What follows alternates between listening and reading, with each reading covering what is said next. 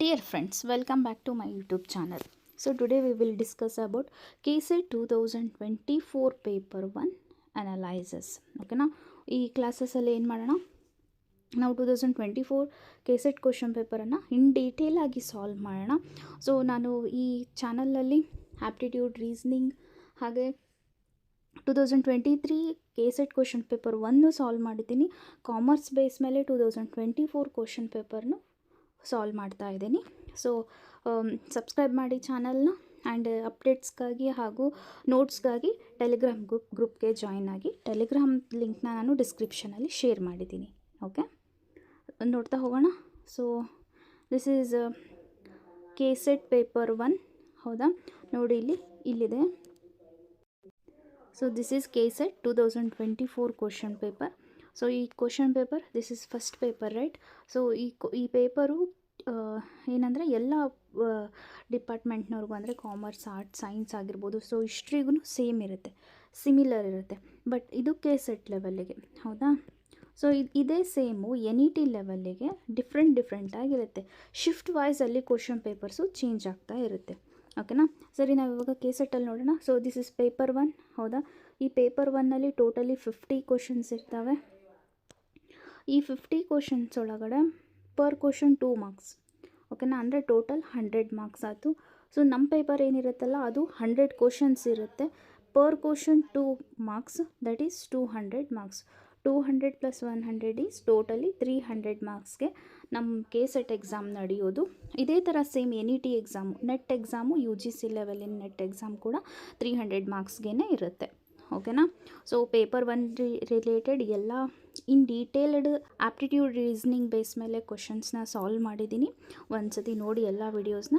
ಇಲ್ಲಿ ಒಂದಷ್ಟು ಇನ್ಸ್ಟ್ರಕ್ಷನ್ಸ್ನ ಕೊಟ್ಟಿದ್ದಾರೆ. ಸೊ ಅಭ್ಯರ್ಥಿಗಳ ಸೂಚನೆ ಅಂತ ಹೇಳಿ ಓದ್ಕೊಳ್ರಿ. ಅಭ್ಯರ್ಥಿಗಳ ಪ್ರಮುಖ ಸೂಚನೆ, ಆಮೇಲೆ ಯಾವ ಥರ ಎಲ್ಲ ಶೇಡ್ ಮಾಡಬೇಕು ಆನ್ಸರ್ಸ್ನಲ್ಲಿ ಅಂತ ಹೇಳಿದ್ದಾರೆ. ಸೊ ಇಲ್ಲಿ ಎಲ್ಲ ಇನ್ಸ್ಟ್ರಕ್ಷನ್ಸ್ ಇದ್ದಾವೆ, ಸ್ವಲ್ಪ ನೋಡ್ಕೊಳ್ಳಿ. ಇದು PDF ನಾನು ಟೆಲಿಗ್ರಾಮ್ ಚಾನಲ್ನಲ್ಲಿ ಶೇರ್ ಮಾಡಿರ್ತೀನಿ. ಓಕೆನಾ? ಸರಿ, ನೋಡ್ತಾ ಹೋಗೋಣ first ಕ್ವಶನಿಂದ.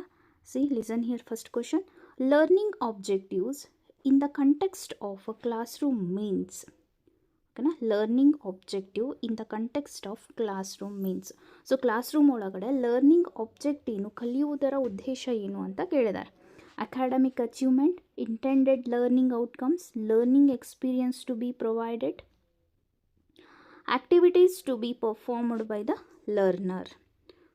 C the answer, that is option number 2. ಓಕೆನಾ? Option number 2, intended learning outcomes. So ನಾವು ಕ್ಲಾಸ್ ರೂಮ್ ಒಳಗಡೆ ಲರ್ನ್ ಮಾಡ್ತಾರಲ್ಲ ಸ್ಟೂಡೆಂಟ್ಸು, ಅದ್ರದ್ದು ಮೇನ್ ಆಬ್ಜೆಕ್ಟ್ ಏನು? ಸೊ ಅಕಾಡೆಮಿಕ್ ಅಚೀವ್ಮೆಂಟ್ ಅಂದರೂ ಅಲ್ಲ, ಹೌದಾ? This is negative. Okay, next ಯಾವುದು ಬರುತ್ತೆ ಅಂದರೆ, ಸರಿ ಅದನ್ನಲ್ಲೇ ಗ್ಯಾಪ್ ಬಿಡೋಣ. ಫೋರ್ತ್ ಒನ್ ನೋಡಿರಿ, activities to be performed by the learner. Learner ಏನು ಆ್ಯಕ್ಟಿವಿಟಿ ಮಾಡ್ತಾರಲ್ಲ ಅದಕ್ಕೋಸ್ಕರ ನಾವು ಕ್ಲಾಸ್ ರೂಮಲ್ಲಿ ಇರ್ತೀವಿ ಅನ್ನೋದು ರಾಂಗೆ. Learning experience to be provided, learning ಎಕ್ಸ್ಪೀರಿಯನ್ಸ್ನ ಹೇಳ್ಕೊಳಕ್ಕೋಸ್ಕರ ಅಂದರೆ that is also wrong. So intended learning outcomes, ನಾವು ಕಲ್ತಿರೋದು ಹೊರಗಡೆ ಏನು ಬರುತ್ತಲ್ಲ, ಸೊ ಆ ಔಟ್ಕಮ್ ಸಲುವಾಗಿ ನಾವೇನು ಮಾಡ್ತೀವಿ, ಕ್ಲಾಸ್ ರೂಮ್ ಒಳಗಡೆ ಲರ್ನ್ ಮಾಡ್ತೀವಿ ಅಂತ ಹೇಳ್ಬೋದು. ಓಕೆನಾ?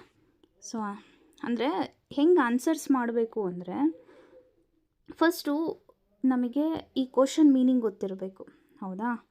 ಸರಿ, ಕ್ವಶನ್ ಮೀನಿಂಗ್ ಆದಮೇಲೆ ನೆಕ್ಸ್ಟು ಕ್ವಶನ್ನು ಪಾಸಿಟಿವ್ ಐತಾ ನೆಗೆಟಿವ್ ಐತಾ ಗೊತ್ತಾಗಬೇಕು. This is positive. ಸೊ ಇಲ್ಲೇನು ನೆಗೆಟಿವ್ ಥಿಂಗ್ಸ್ ಏನು ಬರ್ತಾವಲ್ಲ ಅವನ್ನೆಲ್ಲ ನಾವು ಫಸ್ಟ್ ನೋಡಿಕೊಂಡು ಓಕೆ ಇದಾಗಲ್ಲ ಅಂತ ಅಂದ್ಕೊಂಡ್ಬಿಡ್ಬೇಕು. ಅವನ್ನೆಲ್ಲ ಕ್ಯಾನ್ಸಲ್ ಮಾಡಿಬಿಡ್ಬೇಕು. ಸೊ ಲಾಸ್ಟಿಗೆ ನಮಗೆ ಪಾಸಿಟಿವ್ 2 ಆಪ್ಷನ್ಸ್ ಉಳಿದ್ವು ಅಂತ ಅಂದ್ಕೊಳ್ರಿ. ಸೊ ಅದರೊಳಗಡೆ ಎನಲೈಸ್ ಮಾಡಿದ್ರೆ ಕರೆಕ್ಟಾಗಿ ನಿಮಗೆ ಡೇಟಾ ಸಿಗುತ್ತೆ. ಸೊ ನಾವೇನು ಮಾಡ್ತೀವಿ, ಇಷ್ಟು ದಿನ KSET ಬಿಡಬೇಕು ಅಂತ ಅಂದ್ಕೊತಿರ್ತೀವಿ, ಹೌದಾ? ಸೊ KSET ನೋಟಿಫಿಕೇಷನ್ ಆಯಿತು, ಅಪ್ಲೈ ಮಾಡಿದ್ವಿ, ಅವಾಗ ಓದೋಕ್ಕೆ ಟೈಮ್ ಸಿಗಲಿಲ್ಲ ನಮಗೆ. ನೆಕ್ಸ್ಟು ಅಪ್ಲಿಕೇಶನ್ ಹಾಕಾದ್ಮೇಲೆ ನೆಕ್ಸ್ಟ್ 1 ಮಂತ್ ಆರ್ 2 ಮಂತ್ಸ್ ನಮಗೆ ಓದೋಕ್ಕೆ ಟೈಮ್ ಇರುತ್ತೆ. ಸೊ ಅವಾಗ ಆ ಕೆಲಸ ಈ ವರ್ಕು ಅಂತ ಹೇಳಿ ಬಿಟ್ಬಿಡ್ತೀವಿ. ಬಟ್ ಫಸ್ಟಿಗೆ ಏನಂತೀವಿ, KSET ನೋಟಿಫಿಕೇಷನ್ ಆಗಬೇಕು. ನೋಟಿಫಿಕೇಷನ್ ಆಗಾದ್ಮೇಲೆ ಏನು ಮಾಡ್ತೀವಿ, ಅಯ್ಯೋ ಓದೋಕ್ಕೆ ನನಗೆ ಟೈಮೇ ಸಿಗಲಿಲ್ಲ. ಸೊ ನಾಳೆ ಎಕ್ಸಾಮ್ ಬರುತ್ತೆ. ಸೊ ನಾಳೆ ಎಕ್ಸಾಮ್ ಬಂದಾದ್ಮೇಲೆ ಏನು ಮಾಡ್ತೀರಾ, ಸರಿ ಆಯ್ತು ಬಿಡು, ಒಂದು ದಿನದಾಗ ಏನು ಓದೋದಾಗುತ್ತಾ, 4ರಲ್ಲಿ ಒಂದು ಆಪ್ಷನ್ ಹಾಕಿ ಬಂದುಬಿಡೋಣ ಅಂತ ಅಂದ್ಕೊತೀವಿ, ಹೌದಾ? ಸೊ ಎಕ್ಸಾಮ್ನ ಹಾಲಲ್ಲೂ ಅದೇ ಥರ ನಾವು ಮಾಡೋದು. ಈ 4ರಲ್ಲಿ ಯಾವುದಾದ್ರೂ ಒಂದು ಆಪ್ಷನ್ನ ಹಾಕಿ ಬರ್ತೀವಿ. ಇನ್ನು ಡೀಟೇಲಾಗಿ ನಾವೇನಾದರೂ ಕ್ವಶನ್ನ ಓದಿದರೆ ಕರೆಕ್ಟಾಗಿ ಇವೆಲ್ಲ ನಮಗೆ ಅಂಡರ್ಸ್ಟ್ಯಾಂಡ್ ಆಗೇ ಆಗುತ್ತೆ. ಸೊ ಒಂದೇನೆಂದರೆ 50% ನಮ್ಮ ಅಂಡರ್ಸ್ಟ್ಯಾಂಡಿಂಗ್ ಬೇಸ್ ಮೇಲೆ ಕ್ವಶನ್ಸ್ ಇರ್ತವೆ. ಇನ್ನು 50% ನಾವೇನು ಓದಿರ್ತೀವಲ್ಲ ಆ ಬೇಸ್ ಮೇಲೆ ಅಪ್ಲೈಡ್ ಕ್ವಶನ್ಸ್ ನಮಗೆ ಬರ್ತವೆ. ಸೊ ಈ 50% ಆದರೂ ಹಾಕ್ಬೋದಲ್ಲ ನಾವಿಲ್ಲಿ. ಬಟ್ ಏನು ಮಾಡಬೇಕು, ಇಲ್ಲೇ ನೋಡಿರಿ, ಇದಕ್ಕೆ ಈ ಕ್ವಶನಿಗೆ ನಮಗೆ ಏನು ಬುಕ್ಕಲ್ಲಿ ಇರೋದನ್ನೇ ಓದಿ ನಾವು ಇಲ್ಲಿ ಆನ್ಸರ್ ಮಾಡಬೇಕು ಅನ್ನೋದೇನಿಲ್ಲ, ಹೌದಾ? So this is general question. So ಈ ಥರ ಕ್ವಶನ್ಸು ಬರ್ತವೆ. ನಾವೇನು ಮಾಡಬೇಕು, ಕ್ವಶನ್ಸ್ನ ಇನ್ ಡೀಟೇಲಾಗಿ ಸ್ಟಡಿ ಮಾಡಬೇಕು. ಅಂದರೆ ಕ್ವಶನ್ಸ್ನ ಕರೆಕ್ಟಾಗಿ ಅಂಡರ್ಸ್ಟ್ಯಾಂಡ್ ಮಾಡಿಕೊಂಡ್ರೆ ಆನ್ಸರ್ ಬಂದೇ ಬರುತ್ತೆ ಅಂತ ಹೇಳಿ, ಹೌದಾ? ಸೊ ಇದರ ರಿಲೇಟೆಡು ಒಂದಷ್ಟು ಎಕ್ಸ್ಪ್ಲನೇಷನ್ನ ಕೊಟ್ಟಿದ್ದೀನಿ, ನೋಡ್ಕೊಳ್ರಿ. ಸೊ ಅಂದರೆ ಇವಾಗ ಬಿ ಅನ್ನೋ ಆಪ್ಷನ್ ಏನು ರೈಟ್ ಇತ್ತು. ಸೊ ಅದರ್ ಆಪ್ಷನ್ಸ್ ಬಗ್ಗೆ ನಮಗೆ ಗೊತ್ತಾಗಬೇಕಲ್ಲ, ಅದಕ್ಕೆ. Okay, next question. The right sequence of cognitive development according to Piaget's. So ಈ ಥರ ಪಿಯಾಗೆಟ್ಸ್ ಇದಾರಲ್ಲ, ಸೊ ಈ ಥರ ಒಂದಷ್ಟು ಆಥರ್ಸಿಂದು ಎವ್ರಿ ಟೈಮ್ ರಿಪೀಟ್ ಆಗಿದೆ ಕ್ವಶನ್ಸ್. ಅದರಲ್ಲಿ ಈ ಪಿಯಾಗೆಟ್ಸ್ ಅನ್ನೋದು important. Okay, formal operation, concrete operation, sensory motor, pre operational. So ಇದನ್ನು ಸಿಕ್ವೆನ್ಷಿಯಲ್ ಆಗಿ ಬರೀಬೇಕು ಪಿಯಾಗೆಟ್ಸ್. ಓಕೆ, ಸಿಕ್ವೆನ್ಷಿಯಲ್ ಆಗಿ ಬರೀಬೇಕು. ಸೊ ಏನು ಬರ್ಬೋದು ನೋಡ್ರಿ, I think sensory motor, pre operational, maybe first one sensory motor ಅನ್ನಿಸ್ತದೆ. ನೋಡೋಣ ಏನಂತ answer. Is correct. 3, 4, 2, 1. 3, 4, 2, 1. Sensory motor, pre operational, concrete operational, formal operation. ಓಕೆನಾ? ಸೊ ಇದೊಂಚೂರು ಎಕ್ಸ್ಪ್ಲೇಷನ್ ನೋಡ್ಕೊಳ್ರಿ. Next question. Which of the following are the characteristics of Swayam portal. So ನಾನು last class ಹೇಳ್ದಂಗೆ ಈ ಸ್ವಯಂ ಬೇಸ್ ಮೇಲೆ ಒಂದು ಕ್ವಶನ್ ಇದ್ದೇ ಇರುತ್ತೆ. ಸೊ ಅದ್ರದ್ದು ಒಂಚೂರು ಫೀಚರ್ಸ್ನ ನೋಡ್ಕೊಳ್ರಿ. So Swayam is a promoting high quality educational only at the school level. Then improving access to high quality education. Group DTH channels for promoting a higher education. Self assessment is not possible. See the answer. So ಇದಕ್ಕೆ grace marks ಕೊಟ್ಟಿದ್ದಾರೆ. So ಇಲ್ಲಿರೋ answers ಯಾವುದು ಅಲ್ಲ ಅಂತ. So ಅಂದರೆ ಇದು first one is wrong, ಹೌದಾ? This is wrong. ಈ ಆ್ಯಟ್ ದ ಸ್ಕೂಲ್ ಲೆವೆಲಲ್ಲ ಇದು, ಹೌದಾ? Improving, second one is right. Second one is right. Third one is DTH channels are promoting an higher education. Self assessment is not possible ಅಂತ ಹೇಳಿದೆ. So ಇಲ್ಲಿದೆ ನೋಡಿರಿ. So ಎಕ್ಸ್ಪ್ಲೇಷನ್ನ ಕೊಟ್ಟಿದ್ದೀನಿ, ಓದ್ಕೊಳ್ರಿ ಅನಿಸುತ್ತೆ. Next question. Match the following. Trial and error, classical condition, operant conditioning, learning by insight. So ಇವು important, ನೋಡ್ಕೊಳ್ರಿ. Answer is, correct answer is option number 4. That is, trial and error is practice reduces mistakes. ಗೊತ್ತಾಗ್ಬಿಡ್ತಿದ್ದ option ನೋಡತ್ಲೇ ಇದೆ ಅಂತಂದು ಹೇಳಿ. So ನಮ್ಗೆ ಅವಾಗ ಏನಾಗ್ತವೆ, ಈ 4th one 3rd one confuse ಆಗುತ್ತೆ, ಹೌದಾ? Next classical conditioning is artificial stimuli is used. Operant condition is reinforcement is used for learning. Learning by insight is cognitive ability are used for learning. Okay na? Next question. The provision of earning credits from optional and elective courses was introduced in higher education by which of the following? Academic banking credits, MOOC, Swayam portals, choice based credit system, BMOOC courses. Answer is 3. That is choice based credit system. Okay na? Higher education idu. Higher education ge choice based credit system. Match the following. Historical research, experiment research, survey method, action research. So ಈ base ಮೇಲೆ ಒಂದು every year match the following ಆದರೂ ಕೇಳ್ತಾರೆ, R single ಆಗಾದರೂ ಈ ಥರ ಸ್ಟೇಟ್ಮೆಂಟ್ನ ಕೊಟ್ಟು 4 ಆಪ್ಷನ್ಸ್ನ ಕೊಟ್ಟು ಯಾವುದು ಇದು ಸ್ಟೇಟ್ಮೆಂಟ್ಗೆ ಆನ್ಸರ್ ಅಂತಂದಾದರೂ ಕೇಳ್ತಾರೆ. ಓಕೆ, ಸೊ ನೋಡೋಣ ಆನ್ಸರ್ ಯಾವುದಂತ. Answer is 3. Answer is 3. Historical research is related to studying the past events, examining the application to the present. So past ಇವೆಂಟ್ಸ್ನ ಸ್ಟಡಿ ಮಾಡಿ ಪ್ರೆಸೆಂಟ್ ಇವೆಂಟ್ ಏನಿದಾವಲ್ಲ ಅಪ್ಲಿಕೇಶನ್ಸ್ನ ಎಕ್ಸಾಮೈನ್ ಮಾಡೋದು. ಓಕೆನಾ. ನೆಕ್ಸ್ಟು ಅದಕ್ಕೆ ಹಿಸ್ಟ್ರಿ ಅಂದರೆ ಸ್ಟಡಿ ದ ಪಾಸ್ಟ್ ಇವೆಂಟ್ಸ್ ಅಂತ ನೆನ್ಪಿಟ್ಕೋಬೇಕು. Then experimental research is related to it is in a variable are controlled and manipulated. Controlled and manipulated are the experimental research. Survey method is gathers data from large number of cases at a particular time. Okay, survey particular gathering and particular time ನೆನ್ಪಿಟ್ಕೋಬೇಕು. Then action research is the research find the solutions by considering his or her group as the sample through researchನ ಮಾಡೋದ action research. Okay, so detailed explanation ಇದೆ. Next 7th question, which of the following is the right sequence conducting a research? So ಇದು ಅಂತೂ every time ಏನು repeat ಆಗಿರೋ questions. So ನೋಡಿರಿ, data collection, analyses, formulating the research question office, then writing the literature review. ನೋಡೋಣ answer. Answer is 3. Answer is 3. That is first one formulating a research question. First question ಏನಿದೆ ಅದನ್ನು ನೋಡ್ಕೋಬೇಕು. Then writing the literature review, ಅದಾದಮೇಲೆ data analysis, data collection. Okay, next question ನೋಡೋಣ. Next question, which of the following is a characteristics of longitudinal studies? Longitudinal studies. Answer is 4th one. That is studying the same subject over a time. That is longitudinal study. ಓಕೆನಾ. Next other option explanation ಇದೆ, ನೋಡ್ಕೊಳ್ರಿ. Next question, plagiarism is research involve. Plagiarism ಅಂದರೆ using the others idea, work without proper attribution, collaborating with fellow researchers on a project, including personal opinions in the discussion section, providing proper citation for all the resources used. Answer is option number 1. That is using others' ideas and work without proper attribute. So plagiarism ಅಂದ್ರೇ copy ಮಾಡೋದಂತ. ಓಕೆನಾ, copy ಮಾಡೋದಕ್ಕೆ plagiarism ಅಂತಾರೆ. So using others ideas, works without a proper attribute. So attribute ಇಲ್ದಂಗೆ others ideas ವರ್ಕ್ಸ್ನ use ಮಾಡೋದೇ that is plagiarism. Okay, next question, which of the following is not a probability sampling? Probability and non probability samplings ಬರ್ತವೆ, ಅವನ್ನ ನೋಡ್ಕೊಳ್ರಿ. Random sampling, snowball, systematic, stratified ಇದ್ದಾವೆ.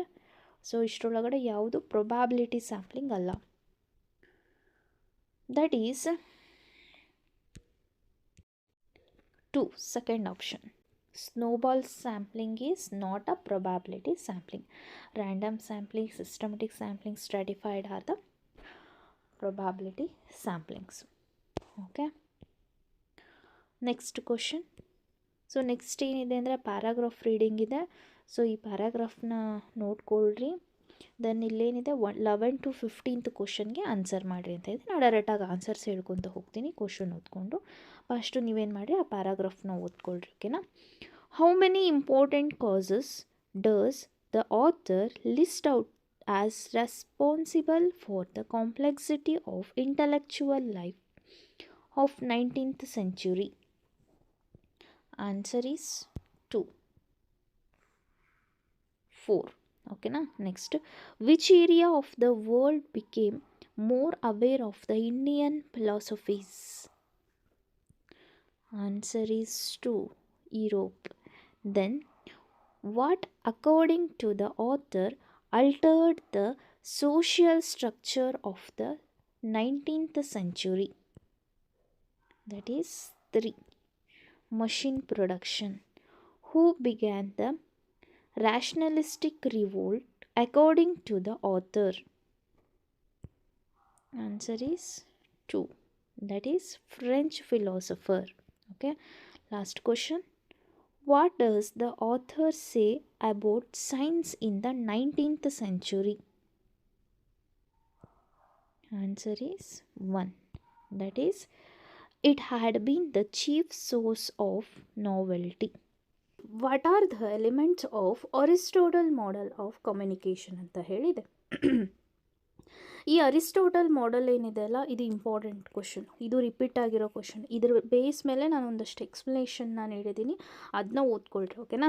So communication chapter base ಮೇಲಿನ question ಇದು.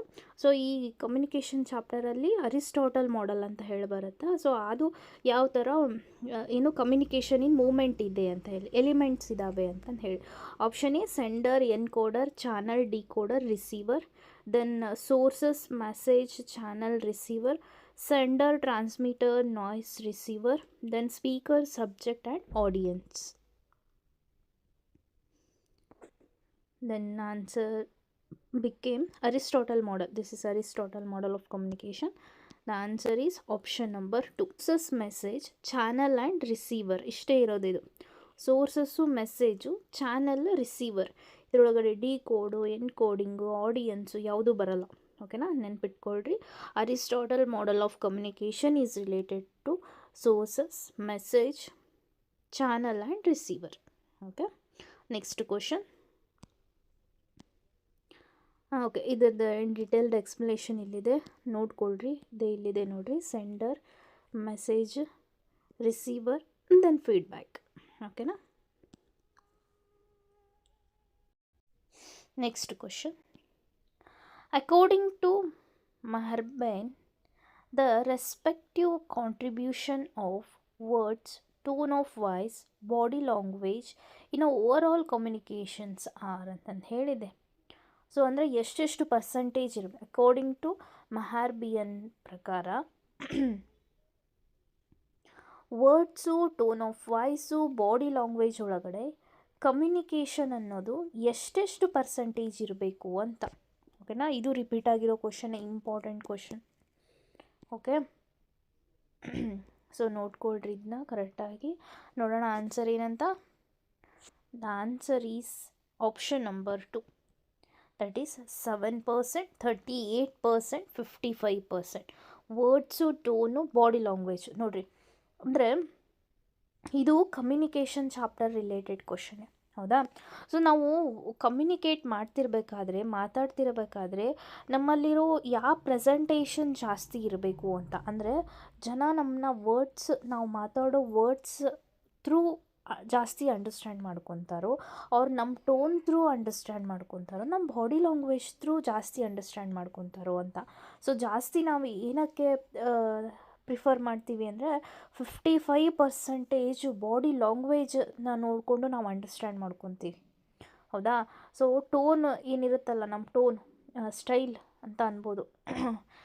ಇವಾಗ ಏನಾದರೂ ಸೆಂಟೆನ್ಸ್ನ ನಾವು ಹೇಳ್ತಿರ್ಬೇಕಾದ್ರೆ ಫುಲ್ ಸ್ಟಾಪ್ ಬಂದರೆ ಮುಗೀತು ಅನ್ನೋ ರೀತಿಲೇ ಹೇಳ್ತೀವಿ, ಹೌದಾ? ಇನ್ನು ಕಾಮ ಇತ್ತು ಅಂದರೆ ಇನ್ನು ಮುಂದಿದೆ ಅನ್ನೋ ರೀತಿಲಿ ಹೇಳ್ತೀವಿ. ನಾವು ಹೇಳೋ ರೀತಿಲಿ ಮುಂದೆ ಇನ್ನೂ ಸ್ಟೋರಿ ಆಯಿತು ಇಲ್ಲೋ ಅನ್ನೋದು ಗೊತ್ತಾಗುತ್ತೆ, ಹೌದಾ? That is tone. ವರ್ಡ್ಸ್ ಅಂದರೆ ನಾವು ಹೇಳೋ ವರ್ಡ್ಸು, ಸೆಂಟೆನ್ಸಸ್ಸು ಅದೆಲ್ಲ ಬರುತ್ತೆ, ಹೌದಾ? ಜಾಸ್ತಿ ನಾವು ಏನಕ್ಕೆ ಪ್ರಿಫರ್ ಮಾಡ್ತೀವಿ ಅಂದರೆ ಬಾಡಿ ಲ್ಯಾಂಗ್ವೇಜ್. ಓಕೆನಾ? ಸೊ ಇಂಪಾರ್ಟೆಂಟ್ ಕ್ವಶನ್ ಇದು, ನೋಡ್ಕೊಳ್ರಿ. 7, 38, 55. Words, tone, body language. Next question. The communicative act of raising a hand in a classroom is of the following type. Communicating act ಯಾವ ಥರ ಇರುತ್ತೆ ಕ್ಲಾಸ್ ರೂಮ್ ಒಳಗಡೆ ಅಂತ ಹೇಳಿ. Emblem, illustrator, body manipulator, regulator. Answer is option number A, emblem ಅಂತಂದು ಹೇಳಿ. So ಏನು ಎಂಬ್ಲೇಮ್ ಅಂದರೆ, an emblem is a gesture with a specific direct verbal meaning like a thumbs up. Okay na? So that's why emblem is an answer. Okay, option A is answer. Other ಆಪ್ಷನಿಂದು ನಾನು ಮೀನಿಂಗ್ಸ್ನ ಕೊಟ್ಟಿದ್ದೀನಿ, ನೋಡ್ಕೊಳ್ರಿ. Next question, the information function of mass communication base ಮೇಲೆ every year repeat ಆಗಿದೆ question, ನೋಡ್ಕೊಳ್ರಿ. Mass communication is described as mass communication, diffusion, publicity, surveillance, diversion. Answer is third one,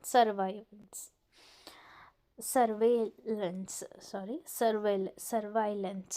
In surveillance ಅಂತಂದರೆ, surveillance in the context of mass communication refers to the media's role in keeping the public informed about events, situations, trends happening around them. So ಇವೆಲ್ಲ happening ಆಗಿರುತ್ತಲ್ಲ, ಇವೆಲ್ಲ ಏನು ಆಕರ್ ಆಗುತ್ತಲ್ಲ, ಅದ್ರ ಬಗ್ಗೆ information ಸಿಗುತ್ತೆ ಎಲ್ಲಿ, surveillance ಒಳಗಡೆ. Then it essentially acts as a watch dog, ನೋಡ್ರಿ ಇದಕ್ಕೆ ವಾಚ್ ಡಾಗ್ ಅಂತ ಕೂಡ ಕರೀತಾರೆ. Then monitoring and reporting on important happening, thus making it the most accurate representative of the information function ಅಂತ ಹೇಳ್ತಾರೆ. ಸೊ ಇದಕ್ಕೋಸ್ಕರ answer is option number 3. Next, match the following: traditional media, electronic media, outdoor media and new media. Answer ಏನಾಗುತ್ತೆ? Answer is 1. Okay, so traditional ಅಂದರೆ ನೋಡಿರಿ, ಇದೆಲ್ಲ ನೋಡಿದಾಗ ಯಾವುದು traditional base ಮೇಲೆ ಬರುತ್ತೆ ಅಂತಂದು ಹೇಳಿ, ವಿಡಿಯೋ ಗೇಮ್ಸು ಅಲ್ಲ, ವೆಬ್ಸೈಟ್ಸ್ ಅಲ್ಲ, ಇವಾಗ ಬಂದಿರೋದು ಪೋಸ್ಟರ್ಸ್ ಅಲ್ಲ, ಫಸ್ಟ್ ಬಂದಿರೋದು ರೇಡಿಯೋಸ್. ಓಕೆನಾ, that is traditional related to community radio ಅಂತ ಹೇಳಿ. ಸೊ ಈ ಥರ ಏನು ಮ್ಯಾಚ್ ದ ಫಾಲೋವಿಂಗ್ ಇರುತ್ತಲ್ಲ, ನಾವೇನು ಮಾಡಬೇಕು ಗೊತ್ತಾ, ಇಷ್ಟರೊಳಗಡೆ ಯಾವುದಾದ್ರೂ ಒಂದು ನಮಗೆ ಗೊತ್ತೇ ಇರುತ್ತೆ, 1 or 2 ಆನ್ಸರ್ಸ್ ನಮಗೆ ಆಲ್ಮೋಸ್ಟ್ ಗೊತ್ತಿರ್ತವೆ. ಏನು ಮಾಡಬೇಕು, ಗೊತ್ತಿರೋ ಆನ್ಸರ್ನ ಫಸ್ಟ್ ಮಾರ್ಕ್ ಹಾಕಬೇಕು. ಸರಿ, ನನಗೆ ಏನು ಟ್ರೆಡಿಷ್ನಲ್ ಅಂದರೆ ರೇಡಿಯೋ ಅಂತ ಗೊತ್ತು. ಸೊ ಇಲ್ಲಿ ಆಪ್ಷನ್ಸ್ ಎಷ್ಟಿದಾವೆ ನೋಡಿರಿ, ಇಲ್ಲಿ 4 ಇದೆ, ಇಲ್ಲಿ 4 ಇದೆ, 2 ಆಪ್ಷನ್ಸ್ ಇದ್ದಾವೆ. ಸರಿ, ನೆಕ್ಸ್ಟ್ ಎಲೆಕ್ಟ್ರಾನಿಕ್ ಅಂದ ತಕ್ಷಣ ನಮಗೇನು ನೆನಪಾಗುತ್ತೆ, ಗೇಮ್ಸ್ ಬರಲ್ಲ ಅಲ್ಲಿ ಎಲೆಕ್ಟ್ರಾನಿಕ್ಸ್ ಒಳಗಡೆ. ಇಲ್ಲೇನಿದೆ, ಇಲ್ಲಿ 3 ಇದೆ, ವೆಬ್ಸೈಟ್ಸ್, ಎಲೆಕ್ಟ್ರಾನಿಕ್ ಮೀಡಿಯಾ ಅಂದ ತಕ್ಷಣ ಅಲ್ಲಿ ವೆಬ್ಸೈಟ್ ಅಲ್ಲ, ಎಲೆಕ್ಟ್ರಾನಿಕ್ ಈಸ್ ಅನ್ನ ಗೇಮ್ ವಿಡಿಯೋ ಆಗುತ್ತೆ. ವಿಡಿಯೋ ಗೇಮ್ಸ್ ಎಲ್ಲ ನಾವು ಎಲೆಕ್ಟ್ರಾನಿಕ್ ವೈಸ್ ನಾವು ಆಡ್ಬೋದಲ್ಲ, ಅದು. Okay, next outdoor media. Okay, ಅದು ಗೊತ್ತಾಗಲಿಲ್ಲ ಅಂದರೆ ಔಟ್ಡೋರ್ ಮೀಡಿಯಾಸ್ ನೋಡಿ. ಔಟ್ಡೋರ್ ಮೀಡಿಯಾ ಅಂದರೆ ಡೋರಿಂದ ಹೊರಗಡೆ ಆಡೋವಂತಹ, ಡೋರಿಂದ ಹೊರಗಡೆ ಇರುವಂತಹ ಮೀಡಿಯಾಸು. ಸೊ ಯಾವುದಾಗುತ್ತೆ, ಪೋಸ್ಟರ್ಸ್. ಓಕೆ, ಇದು 2 ಆಪ್ಷನ್ನಲ್ಲೂ ಆಯಿತಾ. Next last news medias. News ಎಲ್ಲ ಎಲ್ಲಿ ಬರ್ತವೆ ನಮಗೆ, ಇವಾಗ 2 ಆಪ್ಷನ್ ಉಳಿದು, ವಿಡಿಯೋ ಗೇಮ್ಸ್ ಇದೆ, ವೆಬ್ಸೈಟ್ಸ್ ಇದೆ. ಸೊ ಆಲ್ಮೋಸ್ಟ್ ನಾವು ನ್ಯೂಸ್ನೆಲ್ಲ ನಾವೆಲ್ಲಿ ನೋಡ್ತೀವಿ, ವೆಬ್ಸೈಟ್ ಒಳಗಡೆ ತಾನೆ. ಸೊ ಹಂಗಾಗಿ option number A is a answer. Okay, in the following 4 or 5 rows of different figures are given. Okay, in each question a specific rule is to be followed. Determine which row of figures follows the rule mentioned in the question. So ಏನು ಕೇಳಿದ್ದಾರೆ ಅಂದರೆ question, in the following 4 or 5 rows, ಈ rows ಏನಿದಾವಲ್ಲ, ಈ rows ಒಳಗಡೆ different figures are given. So ಒಂದೊಂದು row ಒಳಗಡೆ ಒಂದೊಂದು ಥರ ಫಿಗರ್ಸ್ ಇದ್ದಾವೆ ಅಂತ ಹೇಳಿದೆ, ಹೌದಾ. Next in each question a specific rule is to be followed. So each question ಒಳಗಡೆ 1, 2, 3, 4 ಈಚ್ ಕ್ವಶನ್ ಒಳಗಡೆ ಒಂದು ರೂಲ್ ವೈಸು ಅದನ್ನ ಫಾಲೋ ಅಪ್ ಮಾಡ್ಕೊತ ಹೋಗಿದ್ದಾರೆ. ಅಂದ್ರೇನು, ಇಲ್ಲೇನಿದಾವಲ್ಲ, ಈ ಪಿಕ್ಚರು ನೆಕ್ಸ್ಟ್ ಇದೇನು ಕಂಟಿನ್ಯೂಸ್ ಏನಿದಾವಲ್ಲ, ಒಂದು ರೂಲ್ ಬೇಸ್ ಮೇಲೆ ಇಲ್ಲಿಂದ ಇಲ್ಲಿಗೆ ಚೇಂಜ್ ಆಗ್ತಿದೆ ಅಂತ ಅರ್ಥ. Then determine which row of figure follows the rule mentioned in the question. ಸರಿ, ಇದೇನು ಒಂದೊಂದು ಥರ ರೂಲ್ಸ್ ಇದಾವಲ್ಲ, ಇಲ್ಲಿ ಕ್ವಶನ್ ಒಳಗಡೆ ಒಂದು ರೂಲ್ ಕೊಟ್ಟಿದ್ದಾರೆ, ಈ ರೂಲ್ಸ್ನ ಯಾರು ಫಾಲೋ ಮಾಡಿದೆ ಅನ್ನೋದನ್ನು ಹೇಳಬೇಕು. Okay, the simple figure becomes a more complex along a row. So ಒಂದು ಸಿಂಪಲ್ ಫಿಗರ್ ಇರೋದು ಮುಂದೆ ಹೋಗ್ತಾ ಏನಾಗಿದೆ, ಫುಲ್ಲು ಮೋರ್ ಕಾಂಪ್ಲೆಕ್ಸ್ ಆಗಿದೆ ಅಂತೆ. Choose the row in which the figure becomes a more complex as you move from one column to another. So one ಕಾಲಮಿಂದ another ಕಾಲಮ್ಗೆ ಹೋಗ್ತಾ ಹೋಗ್ತಾ ಏನಾಗಿದೆ, ಒಂದು ಸಿಂಪಲ್ ಆಗಿರೋದು ಮೋರ್ ಕಾಂಪ್ಲೆಕ್ಸ್ ಆಗಿದೆ ಅಂತೆ. ಅದು ಯಾವುದು ಇರ್ಬೋದು, ಆ ಕಾಲಮ್ನ ಚೂಸ್ ಮಾಡಿರಿ ಅಂತ ಹೇಳಿದೆ. ಇಲ್ಲಿ ನೋಡ್ರಿ, ಇಲ್ಲಿ ನಾರ್ಮಲ್ ಇಲ್ಲಿ 4 ಇದ್ದಾವೆ. ಇಲ್ಲಿ 4 ಆದಮೇಲೆ ಇಲ್ಲೊಂದು ಮಿಡಲ್ ಇಲ್ಲೊಂದು ಬಂದಿದೆ, ಇಲ್ಲಿ ನೆಕ್ಸ್ಟ್ ಹಿಂಗೆ ಬಂದಿದೆ, ಇಲ್ಲಿ ಹಿಂಗೆ ಬಂದಿದೆ. ಹೌದಾ, ದಿಸ್ ಇಸ್ ಸಿಂಪಲ್. ನಿಮಗೆ ನೋಡಿದ ತಕ್ಷಣವೇ ಇದು ಕಾಂಪ್ಲೆಕ್ಸ್ ಅನ್ನಿಸ್ಬೇಕು, ಇದು ಡಿಫಿಕಲ್ಟಿ ಅನ್ನಿಸ್ಬೇಕು ಅನ್ನೋ ಥರ ಯಾವುದಿದೆ. ನನಗೆ ಅನಿಸಿದ ಮಟ್ಟಿಗೆ ಇದು 3rd ಆ್ಯಂಡ್ 4th. ಹೌದಾ, 3rd 4th ಮೋರ್ ಕಾಂಪ್ಲೆಕ್ಸ್ ಇದೆ ಅಂತ ಅನ್ನಿಸ್ತದೆ. ಓಕೆ, ಸೊ ಆನ್ಸರ್ ನೋಡೋಣ ಯಾವುದಂತ ಹೇಳಿ. ಸೊ ಆನ್ಸರ್ ಬೇಕೆ 3 or 4. ಹೌದಾ, ನೋಡಿರಿ 3 or 4 ಅಂತ ನಾನು ಹೇಳಿನೇ ಇದೆ answer. Okay, row 3 and row 4. ಓಕೆನಾ. See the next question. The annual requirements of blood in our country is 6 million units, whereas the generation is only 3.6 million units per annum at present. Course of action. Blood donation should be attracted by telling them how the act of donating blood would improve their health. Blood donors should be attracted by providing them monetary incentives. More and more private blood banks should be encouraged ಅಂತ ಹೇಳಿದೆ. ಹೌದಾ, ಇಲ್ಲಿ 3 statements ಒಳಗಡೆ ಈ 4 ಆಪ್ಷನ್ಸಲ್ಲಿ ಯಾವ್ದು right ಅಂತ okay ನೋಡೋಣ. So the answer is 4th one. That is all 3 are follows. So ಈ ಆಲ್ 3 ಏನು ರೈಟ್ ಇದ್ದಾವೆ ಅಂತ ಅರ್ಥ. Okay, next question.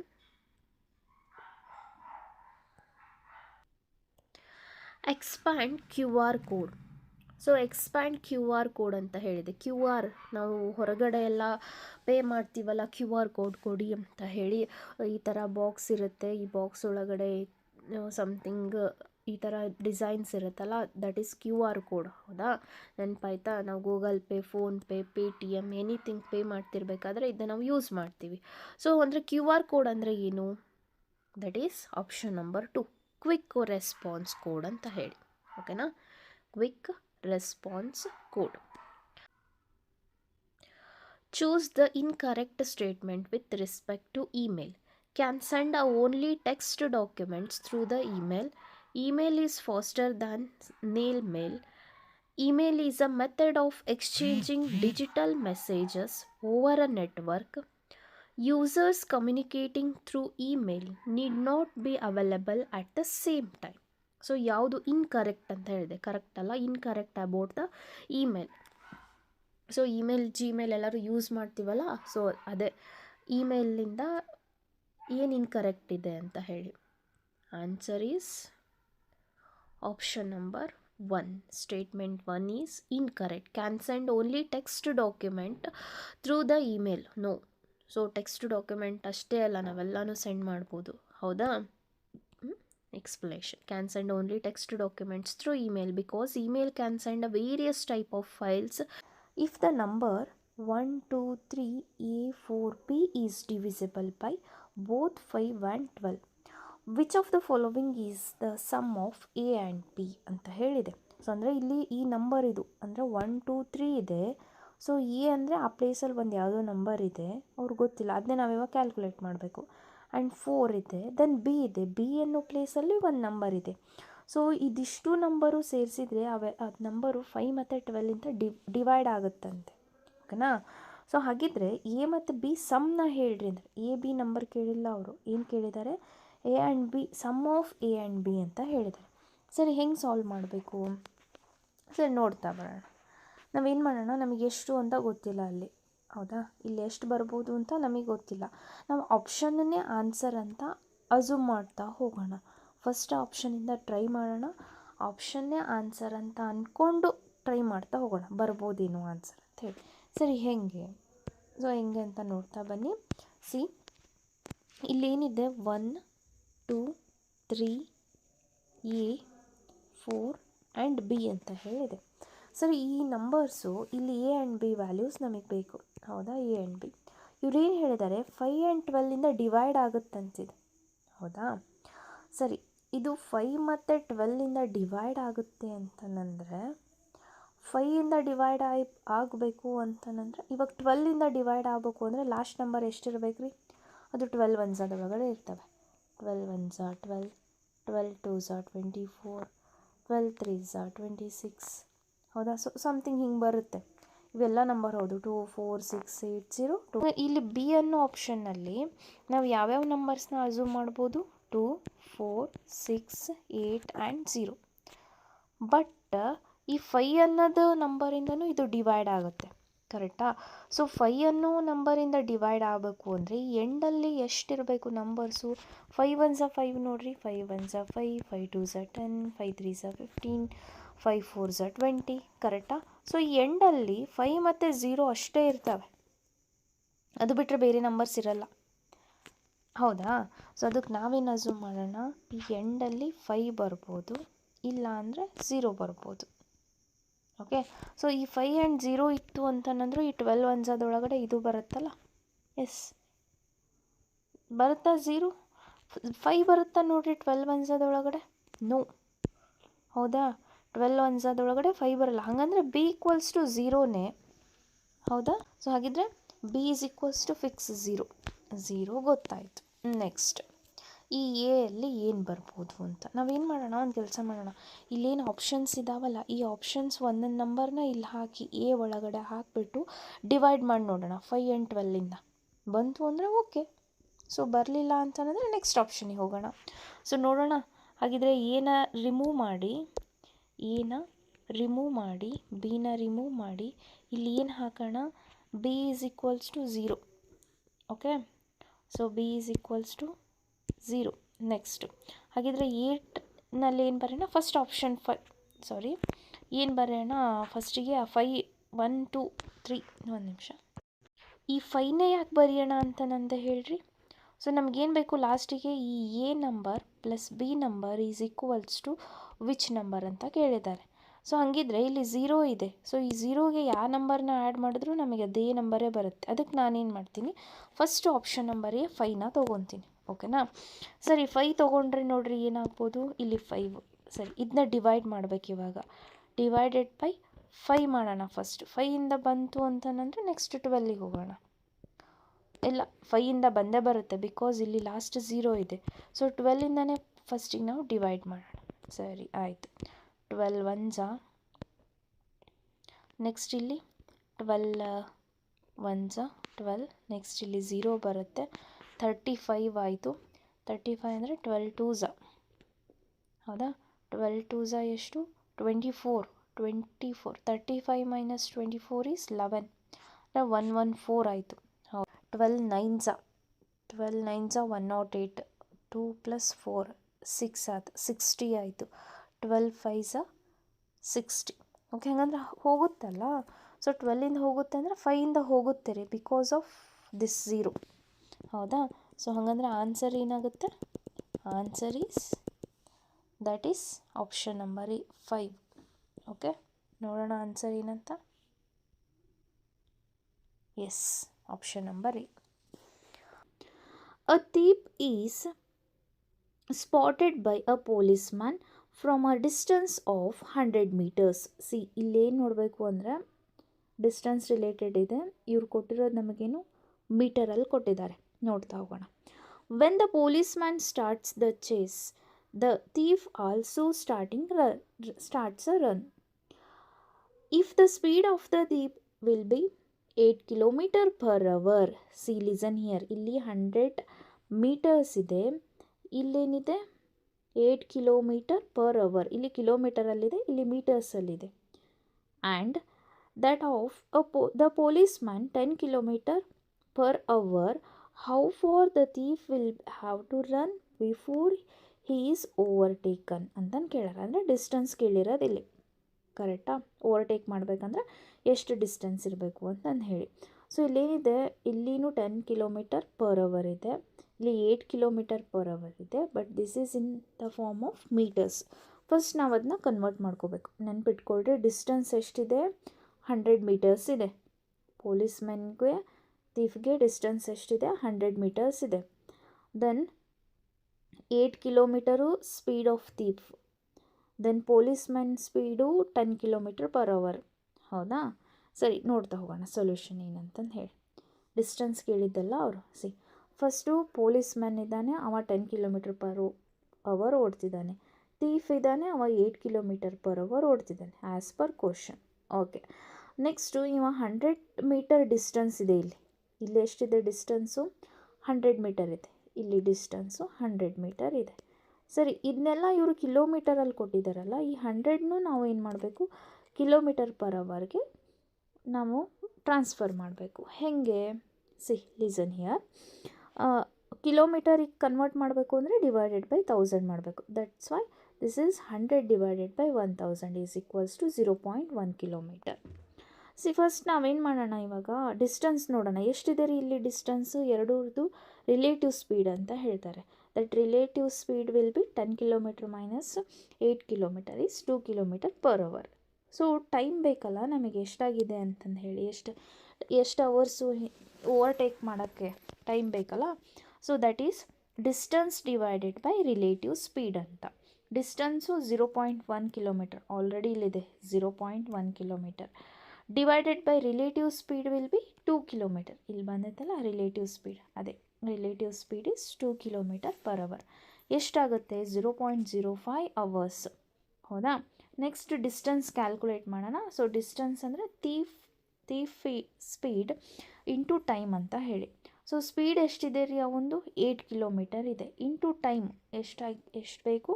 0.05. So multiply ಮಾಡಿದರೆ 0.4 ಆಗುತ್ತೆ. ಸೊ ಇಲ್ಲಿ ಏನಿದೆ ಅಂದರೆ ಆನ್ಸರ್ 0.4 ಇಲ್ಲ, ಬಟ್ ಇಲ್ಲಿ ಫ್ರ್ಯಾಕ್ಷನಲ್ಲಿ ಐತಲ್ಲ, ನಾವು ಇದನ್ನ ಫ್ರ್ಯಾಕ್ಷನ್ಗೆ ಕನ್ವರ್ಟ್ ಮಾಡೋಣ. ಹೇಗೆ?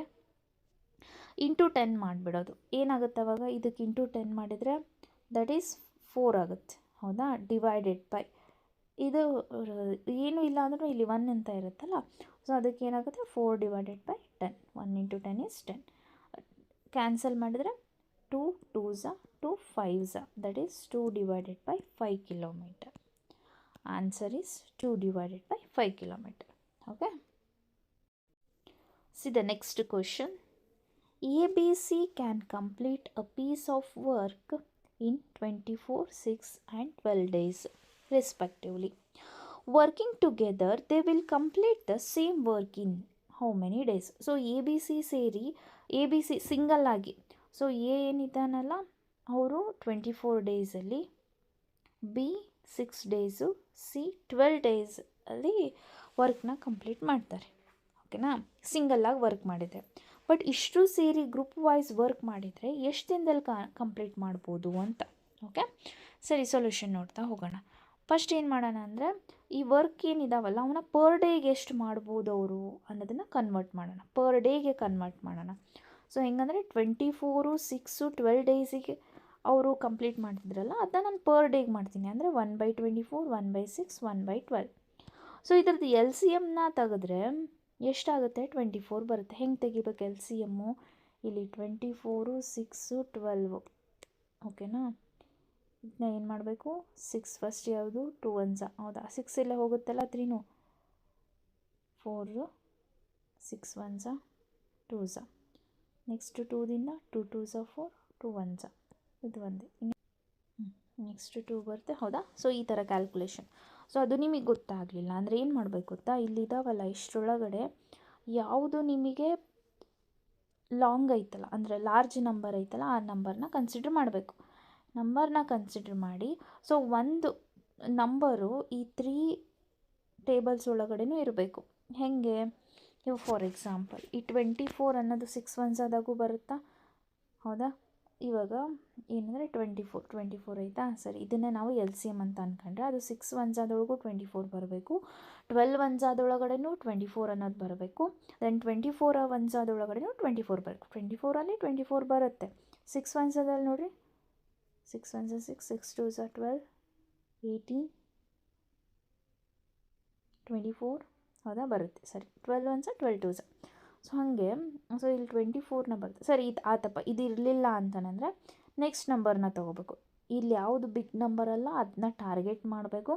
ಟಾರ್ಗೆಟ್ ಮಾಡಿ ಫಸ್ಟ್ ಇದ್ರೊಳಗಡೆ ನೋಡಬೇಕು, ಇವೆಲ್ಲ ಇರಬೇಕು, ಏನು ಟೇಬಲ್ಸ್ ಇರಬೇಕು. ಅದಿಲ್ಲ ಅಂತಂದರೆ ಇದ್ರದ್ದು ನೆಕ್ಸ್ಟ್ 24 2s 48. 48 ಅನ್ನೋದು ನೋಡಬೇಕು. 12s 48, 6s 48 ಅಂತಂದು ಹೇಳಿ ಇತ್ತು ಅಂತಂದರೆ ಅದೇ LCM ಆಗುತ್ತೆ. ಇವಾಗ 24 is the LCM. Then 24 into 1, 6 into ಎಷ್ಟಕ್ಕೆ 24 ಆಗುತ್ತೆ? 6 4s 24. Then 12 2s 24. ನೆಕ್ಸ್ಟ್ ಇಲ್ಲಿ 1 into 1 is 1, 4 into 1 is 4, 2 into 1 is 2. So add ಮಾಡಿದ್ರೆ 7/24 ಆಯಿತು. ಸೊ ನಾವು ಏನು ಮಾಡಬೇಕು ಇವಾಗ? ಇದನ್ನ ರೆಸಿಪ್ರೋಕಲ್ ಆಗಿ ತೊಗೋಬೇಕು. ಯಾಕೆ ರೆಸಿಪ್ರೋಕಲ್ ಆಗಿ ತೊಗೋಬೇಕು ಅಂದರೆ ಇಲ್ಲಿ ನಮಗೆ ಆನ್ಸರ್ ಈ ಥರ ಇದೆ, ಹೌದಾ? ಸೊ ಈ ಥರ ಕನ್ವರ್ಟ್ ಮಾಡಬೇಕು ಅಂದರೆ ರೆಸಿಪ್ರೋಕಲ್ ಆಗಿ ತೊಗೋಬೇಕು. ಏನಾಗುತ್ತೆ? 24/7 ಆಯಿತು. ಸೊ ಇಲ್ಲಿ 7 ಹಾಕಿ 24 ಹಾಕಿದರೆ ಎಷ್ಟಾಗುತ್ತೆ? 7 3s 24, 4 ಉಳಿತು ರಿಮೈನಿಂಗು. ಸೊ ಇದನ್ನು ನಾವು ಎಕ್ಸಾಕ್ಟಾಗಿ ಹಾಕಿದ್ವಿ ಅಂತಂದರೆ 3 3 ಆ್ಯಂಡ್ 7 ಈಸ್ ದ ಆನ್ಸರ್. ಸರಿ, ಇಲ್ಲಿ ಏನಕ್ಕೆ ರೆಸಿಪ್ರೋಕಲ್ ತೊಗೊಂಡ್ವಿ ಅಂತಂದರೆ ಇಲ್ಲಿ ನಾವು ಪರ್ ಡೇ ಕನ್ವರ್ಟ್ ಮಾಡಿದ್ವಲ್ಲ, ಅದಕ್ಕೆ ನಾವು ಇಲ್ಲಿ ಉಲ್ಟಾ ತೊಗೊಂಡಿವಲ್ಲ, ಅದಕ್ಕೆ ನಾವು ಅಲ್ಲಿ ಉಲ್ಟಾ ತೊಗೊಂಡ್ವಿ. ಸೊ ಆನ್ಸರ್ಸ್ ಬೇಕೆ 3 into 3/7. 3 into 3/7, that is 4th one. Okay. Answer the following questions on the basis of the given information below. Okay. See, 8 persons PQRSTUV are divided into 2 groups, namely G1, G2 of 4 persons each. The following restrictions hold good.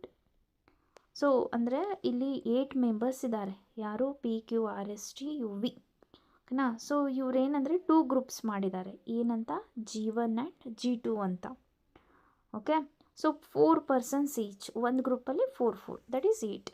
Then the following restrictions hold good. So ಅಂದರೆ ಯಾವ್ಯಾವ ಥರ ಇರಬೇಕು ಅವರು ಅಂತ next following ರಿಸ್ಟ್ರಿಕ್ಷನ್ಸ್ನ ಕೊಟ್ಟಿದ್ದಾರೆ.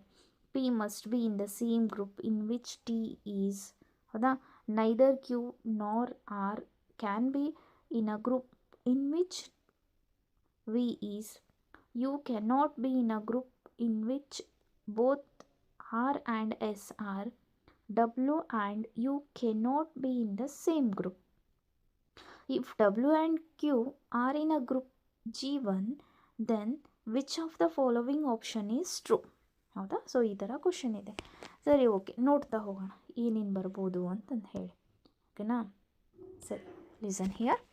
8 persons PQRSTUV are divided into 2 groups, that is G1 and G2.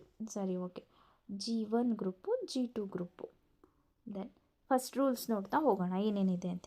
P must be in the same group in which T is ಅಂತಂದು ಹೇಳೈತಿ, ಹೌದಾ? ಸರಿ, ನಾನೇನು ಮಾಡ್ತೀನಿ, ಯಾವ ಗ್ರೂಪು ಗೊತ್ತಿಲ್ಲ, 1 or 2ನ ಫಸ್ಟ್ ನಾನು ಹಂಗೆ ಬರಿತೀನಿ. ಓಕೆನಾ? ಸರಿ, ಏನಿದೆ ರೂಲ್ಸು? ರೂಲ್ಸ್ ಏನಿದೆ? P must be in the same group in which T is. T ಇರೋ ಗ್ರೂಪಲ್ಲೇ Pನೂ ಇದೆ. ಸರಿ, T ಇರೋ ಗ್ರೂಪಲ್ಲೇ Pನೂ ಇದೆ. Okay, next. ನೈದರ್ Q ನಾರ್ R can be in a group in which V is. So ಇದೇನು ಹೇಳುತ್ತೆ? V ಇರೋ ಗ್ರೂಪಲ್ಲಿ P ಮತ್ತು Q ಇರಲ್ಲ. ಸಾರಿ, Q ಮತ್ತು R ಇರಲ್ಲ, ಹೌದಾ? ಸರಿ, Q ಮತ್ತು R ಎಲ್ಲಿರುತ್ತಲ್ಲ ಅಲ್ಲಿ V ಇರಲ್ಲ. ಓಕೆ, Q ಮತ್ತು R ಒಂದು ಸೈಡ್ ಬರುತ್ತೆ ಅಂತ ಅಂದ್ಕೊಳ್ರಿ. Q ಮತ್ತು R ಒಂದು ಸೈಡು, ನೆಕ್ಸ್ಟು V ಇನ್ನೊಂದು ಗ್ರೂಪ್ ಒಳಗಡೆ. You cannot be in a group in which both R and S are. R ಮತ್ತು S ಎಲ್ಲಿದೆ ಅಲ್ಲ ಅಲ್ಲಿ ಯಾವುದಿರಲ್ಲ? U ಇರಲ್ಲ. ಸರಿ, ಓಕೆ. R ಆ್ಯಂಡ್ S ಎಲ್ಲಿದೆ ಅಲ್ಲ, R ಆ್ಯಂಡ್ S ಎಲ್ಲಿದೆ ಅಲ್ಲ ಅಲ್ಲಿ U ಇರಲ್ಲ ಅಂತೆ. ಹಾಗಂದರೆ R ಇಲ್ಲಿದೆ ಅಂದರೆ ಎಸ್ಸು ಇಲ್ಲೇ ಇರುತ್ತೆ. ಎಲ್ಲಿ R ಇಲ್ಲಿದೆ ಅಂದರೆ ಎಸ್ಸು ಇಲ್ಲೇ ಇರುತ್ತೆ, ಹೌದಾ? ಏನಾಗುತ್ತೆ ಅವಾಗ? ಇಲ್ಲಿ ಎಸ್ಸು ಬರ್ಬೋದು, R ಆ್ಯಂಡ್ S ಎಲ್ಲಿದೆ ಅಲ್ಲ ಅಲ್ಲಿ U ಇರಲ್ಲಂತೆ. This is V, that is U. ಸರಿ, ಓಕೆ. ಯು ವಿ ಒಂದು ಕಡೆ ಆಯಿತು, SQR ಒಂದು ಕಡೆ ಆಯಿತು. ಬಟ್ ಯಾವುದು ಎ ಯಾವುದು ಬಿ ಗೊತ್ತಿಲ್ಲ. ಓಕೆ, ನೆಕ್ಸ್ಟ್ ನೆಕ್ಸ್ಟ್ ನೋಡ್ರಿ ಇಲ್ಲಿ 4th one. W and U cannot be in the same group, ಹೌದಾ? ಯಾವುದ್ಯಾವ್ದ್ರಿ? W and U. U ಇಲ್ಲಿದೆ, W ಮೇಲ್ಗಡೆನೂ ಹೋಗ್ಬೇಕು, ಹೌದಾ? ಸರಿ, U ಎಲ್ಲಿದೆ ರೀ? U ಇಲ್ಲಿದೆ. W and U cannot be in the same group. U ಇಲ್ಲಿದೆ ಅಂದರೆ W ಎಲ್ಲಿ ಹೋಗುತ್ತೆ ರೀ? ಮೇಲೆ ಹೋಗುತ್ತಲ್ಲ. ಸರಿ, ಓಕೆ, ಇಲ್ಲಿ ಡಬ್ಲ್ಯೂ ಬಂತು, ಸೇಮ್ ಗ್ರೂಪ್. ಸರಿ, ಓಕೆನಾ? ಹಾಗಿದ್ರೆ ಈ ಟಿ ಮತ್ತು ಪಿ ಅನ್ನೋದು ಯಾವ ಗ್ರೂಪಲ್ಲಿ ಆಗುತ್ತೆ ಹೇಳ್ರಿ? ಸೊ ಇಲ್ಲಿ ಒಂದು ಗ್ರೂಪಲ್ಲಿ 4 ಜನ ಅಂದರೆ ಇಲ್ಲಿ 4 ಜನ ಆಗಿಬಿಟ್ರು ಆಲ್ರೆಡಿ, ಹೌದಾ? ಹಾಗಾದರೆ ಟಿ ಆ್ಯಂಡ್ ಪಿ ಯಾವ ಗ್ರೂಪ್ ಆಗುತ್ತೆ? ಇಲ್ಲೇ ಬರುತ್ತೆ, ಟಿ ಆ್ಯಂಡ್ ಪಿ. ಯಾವುದು ಎ, ಯಾವುದು G1, ಯಾವುದು G2 ನಮಗೆ ಗೊತ್ತಿಲ್ಲ. ಸರಿ, ಆಯಿತು, ಹೌದಾ? ಸೊ ಇವಾಗ ನೆಕ್ಸ್ಟ್ ನೋಡೋಣ ಏನಿದೆ ಅಂಥೇಳಿ. R is in the group of G2. Question ಏನಿದೆ? If W and Q R in the group G1, W ಮತ್ತು ಕ್ಯೂ G1 ಒಳಗಡೆ ಇದ್ದಾರಂತೆ, ಅಂದರೆ this is G1, okay, this is G2. ಸರಿ, ಹಾಗಿದ್ರೆ ಬನ್ನಿ ಕ್ವಶನ್ ನೋಡೋಣ. R is in the group G2. So R ಎಲ್ಲಿದೆ ರೀ? G2 ಒಳಗೈತಾ? ಆರ್ ನೋಡ್ರಿ, G1 ಒಳಗಡೆ ಇದೆ. U V P T R in the group G2. G2ನಲ್ಲಿ U V P T, correct, ಹೌದಾ? S is in the group of G2. S ಇಲ್ಲ ರೀ, ಇಲ್ಲಿ last S and T R in group G1. So ಇಲ್ಲಿ S ಇದೆ but T group 2ನಲ್ಲಿದೆ, that is also wrong. ಹಾಗಂದ್ರೆ B is a answer. ನೋಡೋಣ answer ಏನಂತ. Yes, correct, B is a answer. Next question, statements. See the next question statements wise ಇದೆ ನೋಡಿ. Some tins are round, some cups are round. Conclusions ಇದ್ದಾವೆ. Some tins R cups, all round things are either tins R cups, some tins are rectangular, some cups are flat ಅಂತ ಹೇಳಿದೆ, ಹೌದಾ? ಸರಿ, okay, ಇವಾಗ draw ಮಾಡೋಣ. ಇವಾಗ draw ಮಾಡಿದ್ದೇ ಇದೆ ನೋಡಿರಿ. ಏನಿದೆ? ಸಮ್ ಟಿನ್ಸ್ ಆರ್ ರೌಂಡ್, ಹೌದಾ? ಸೊ ಇಲ್ಲೇನು ಬರೋಣ, ಇಲ್ಲಿ ಇನ್ನೊಂದು ಸತಿ ನಾನು ರೌಂಡ್ ಹಾಕ್ತೀನಿ ನೋಡಿ. See, some tins are round, ಇದು ಟಿನ್ ಅನ್ಕೊಳ್ಳೋಣ, ಇದು round. Some tins are round, okay. Some cups are round, some cups round ಇದ್ದಾವಂತಂದರೆ ರೌಂಡಲ್ಲಿ ಸ್ವಲ್ಪ ತೊಗೊಂಡು ಇದನ್ನ ಕಪ್ ಅಂತ ಬರೀಬೇಕು, ಓಕೆ. ಇದು ಇಷ್ಟೇ. ಸೊ ಇಲ್ಲಿ ಬರ್ದಿನಲ್ಲ, ಇಲ್ಲ ಐತಲ್ಲ, ಸೇಮ್ ಅದೇ ಥರ ಈ ಥರ ಡೈಗ್ರಾಮ್ ಹಾಕಬೇಕು, ಓಕೆನಾ? ಸರಿ, ಇಲ್ಲಿ ಮೇಲ್ಗಡೆ ದೊಡ್ಡದು ನಾನು ರೌಂಡ್ ಹಾಕಿದ್ದೀನಲ್ಲ, ಅದನ್ನು ನೋಡ್ತಾ ಹೋಗೋಣ. ಸಿ, ಇದರೊಳಗಡೆ ಅಬ್ಸರ್ವ್ ಮಾಡಿರಿ, ಒಂದೊಂದೇ ಕನ್ಕ್ಲೂಷನ್ನ ನೋಡ್ತಾ ಹೋಗೋಣ. ಸಮ್ ಟಿನ್ಸ್ ಆರ್ ಕಪ್ಸ್ ಅಂತೆ, ಸಮ್ ಟಿನ್ಸು ಕಪ್ಸ್ ಅಂತೆ. ಸೊ ಇದಕ್ಕೂ ಏನೂ ರಿಲೇಷನ್ನೇ ಇಲ್ಲ. So this is wrong. Next, all round things are either tins R cups. ಇಲ್ಲಿ ಸಮ್ ರೌಂಡ್ ಥಿಂಗ್ಸ್ ಅಂದಿದ್ರೆ ಏನೋ ಬರ್ತಿತ್ತು ಅನ್ನಿಸ್ತದ, ಬಟ್ ಆಲ್ ರಿಂಗ್ಸ್ ಆರ್ ಅಂತಂದು ಕೇಳಾರ, ದಟ್ ಈಸ್ ರಾಂಗ್, ಹೌದಾ? Next, some tins are rectangular, right. ಈ ಸಮ್ ಟಿನ್ಸ್ ಅಂದರೆ ಇದರಲ್ಲಿ ನಾವು ರೆಕ್ಟ್ಯಾಂಗ್ಯುಲರು ಬರಿಬೋದಲ್ಲ, ರೆಕ್ಟ್ಯಾಂಗ್ಯುಲರ್ ಮಾಡ್ಬೋದಲ್ಲ. So some tins are rectangular. Some cups are flat, cups ಇದಾವಲ್ಲ ಇವು ಈ ಥರನೂ ಬರುತ್ತಲ್ಲ, ದಟ್ ಈಸ್ ಫ್ಲ್ಯಾಟ್. ಒಂದೊಂದು ರೌಂಡ್ ಶೇಪಲ್ಲಿ ಕೆಳಗಡೆ ಈ ಥರ ಬರುತ್ತಲ್ಲ, ಹಿಂಗೊಂದು ಲೈನ್ ಹಿಂಗೆ ರೌಂಡ್ ಹಾಕ್ತಿರ್ಬೇಕಾದ್ರೆ, ದಟ್ ಈಸ್ ಫ್ಲ್ಯಾಟ್, ರೈಟ್. ಹಂಗಂದರೆ 3 and 4 are the answers. That is option number C. Yes, correct, option number C. Okay. From the point S, Rohan walked 30 meters to the north.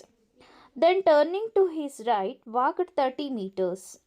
He again turned to his right and walked another 50 meters and finally turned to his right and walked 30 meters. In which direction and at what distance is he from his starting point of S? See the question. ಏನಿದೆ ಇದು? Direction base ಮೇಲೆ questions ಇದೆ. So ಈ ಥರ ಕ್ವಶನ್ಸ್ನ ನಾನು already ಒಂದು ವಿಡಿಯೋಸ್ನ ಮಾಡಿ publish ಮಾಡಿದ್ದೀನಿ. ಅದನ್ನ ವಾಚ್ ಮಾಡಿ, ಇದಕ್ಕೆ ರಿಲೇಟೆಡ್ ಇರೋ ಸಿಮಿಲರ್ ವಿಡಿಯೋಸ್ ನಿಮಗೆ ಗೊತ್ತಾಗುತ್ತೆ ಆ್ಯಂಡ್ ಸಿಮಿಲರ್ ಕ್ವಶನ್ಸ್ ನಿಮಗೆ ಗೊತ್ತಾಗ್ತವೆ. ಸೊ ಬರ್ರಿ ನೋಡ್ತಾ ಹೋಗೋಣ.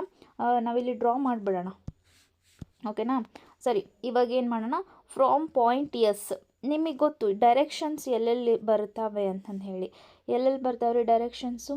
ಸೊ ನೆನ್ಪಿಟ್ಕೋಬೇಕು ಅಂದರೆ ನ್ಯೂಸ್ ಅಂತ ಹೇಳಿ ನೆನ್ಪಿಟ್ಕೋಬೇಕು. ಅಂದರೆ NEWS, N means north, south, ಓಕೆನಾ? NE, ಹೌದಾ?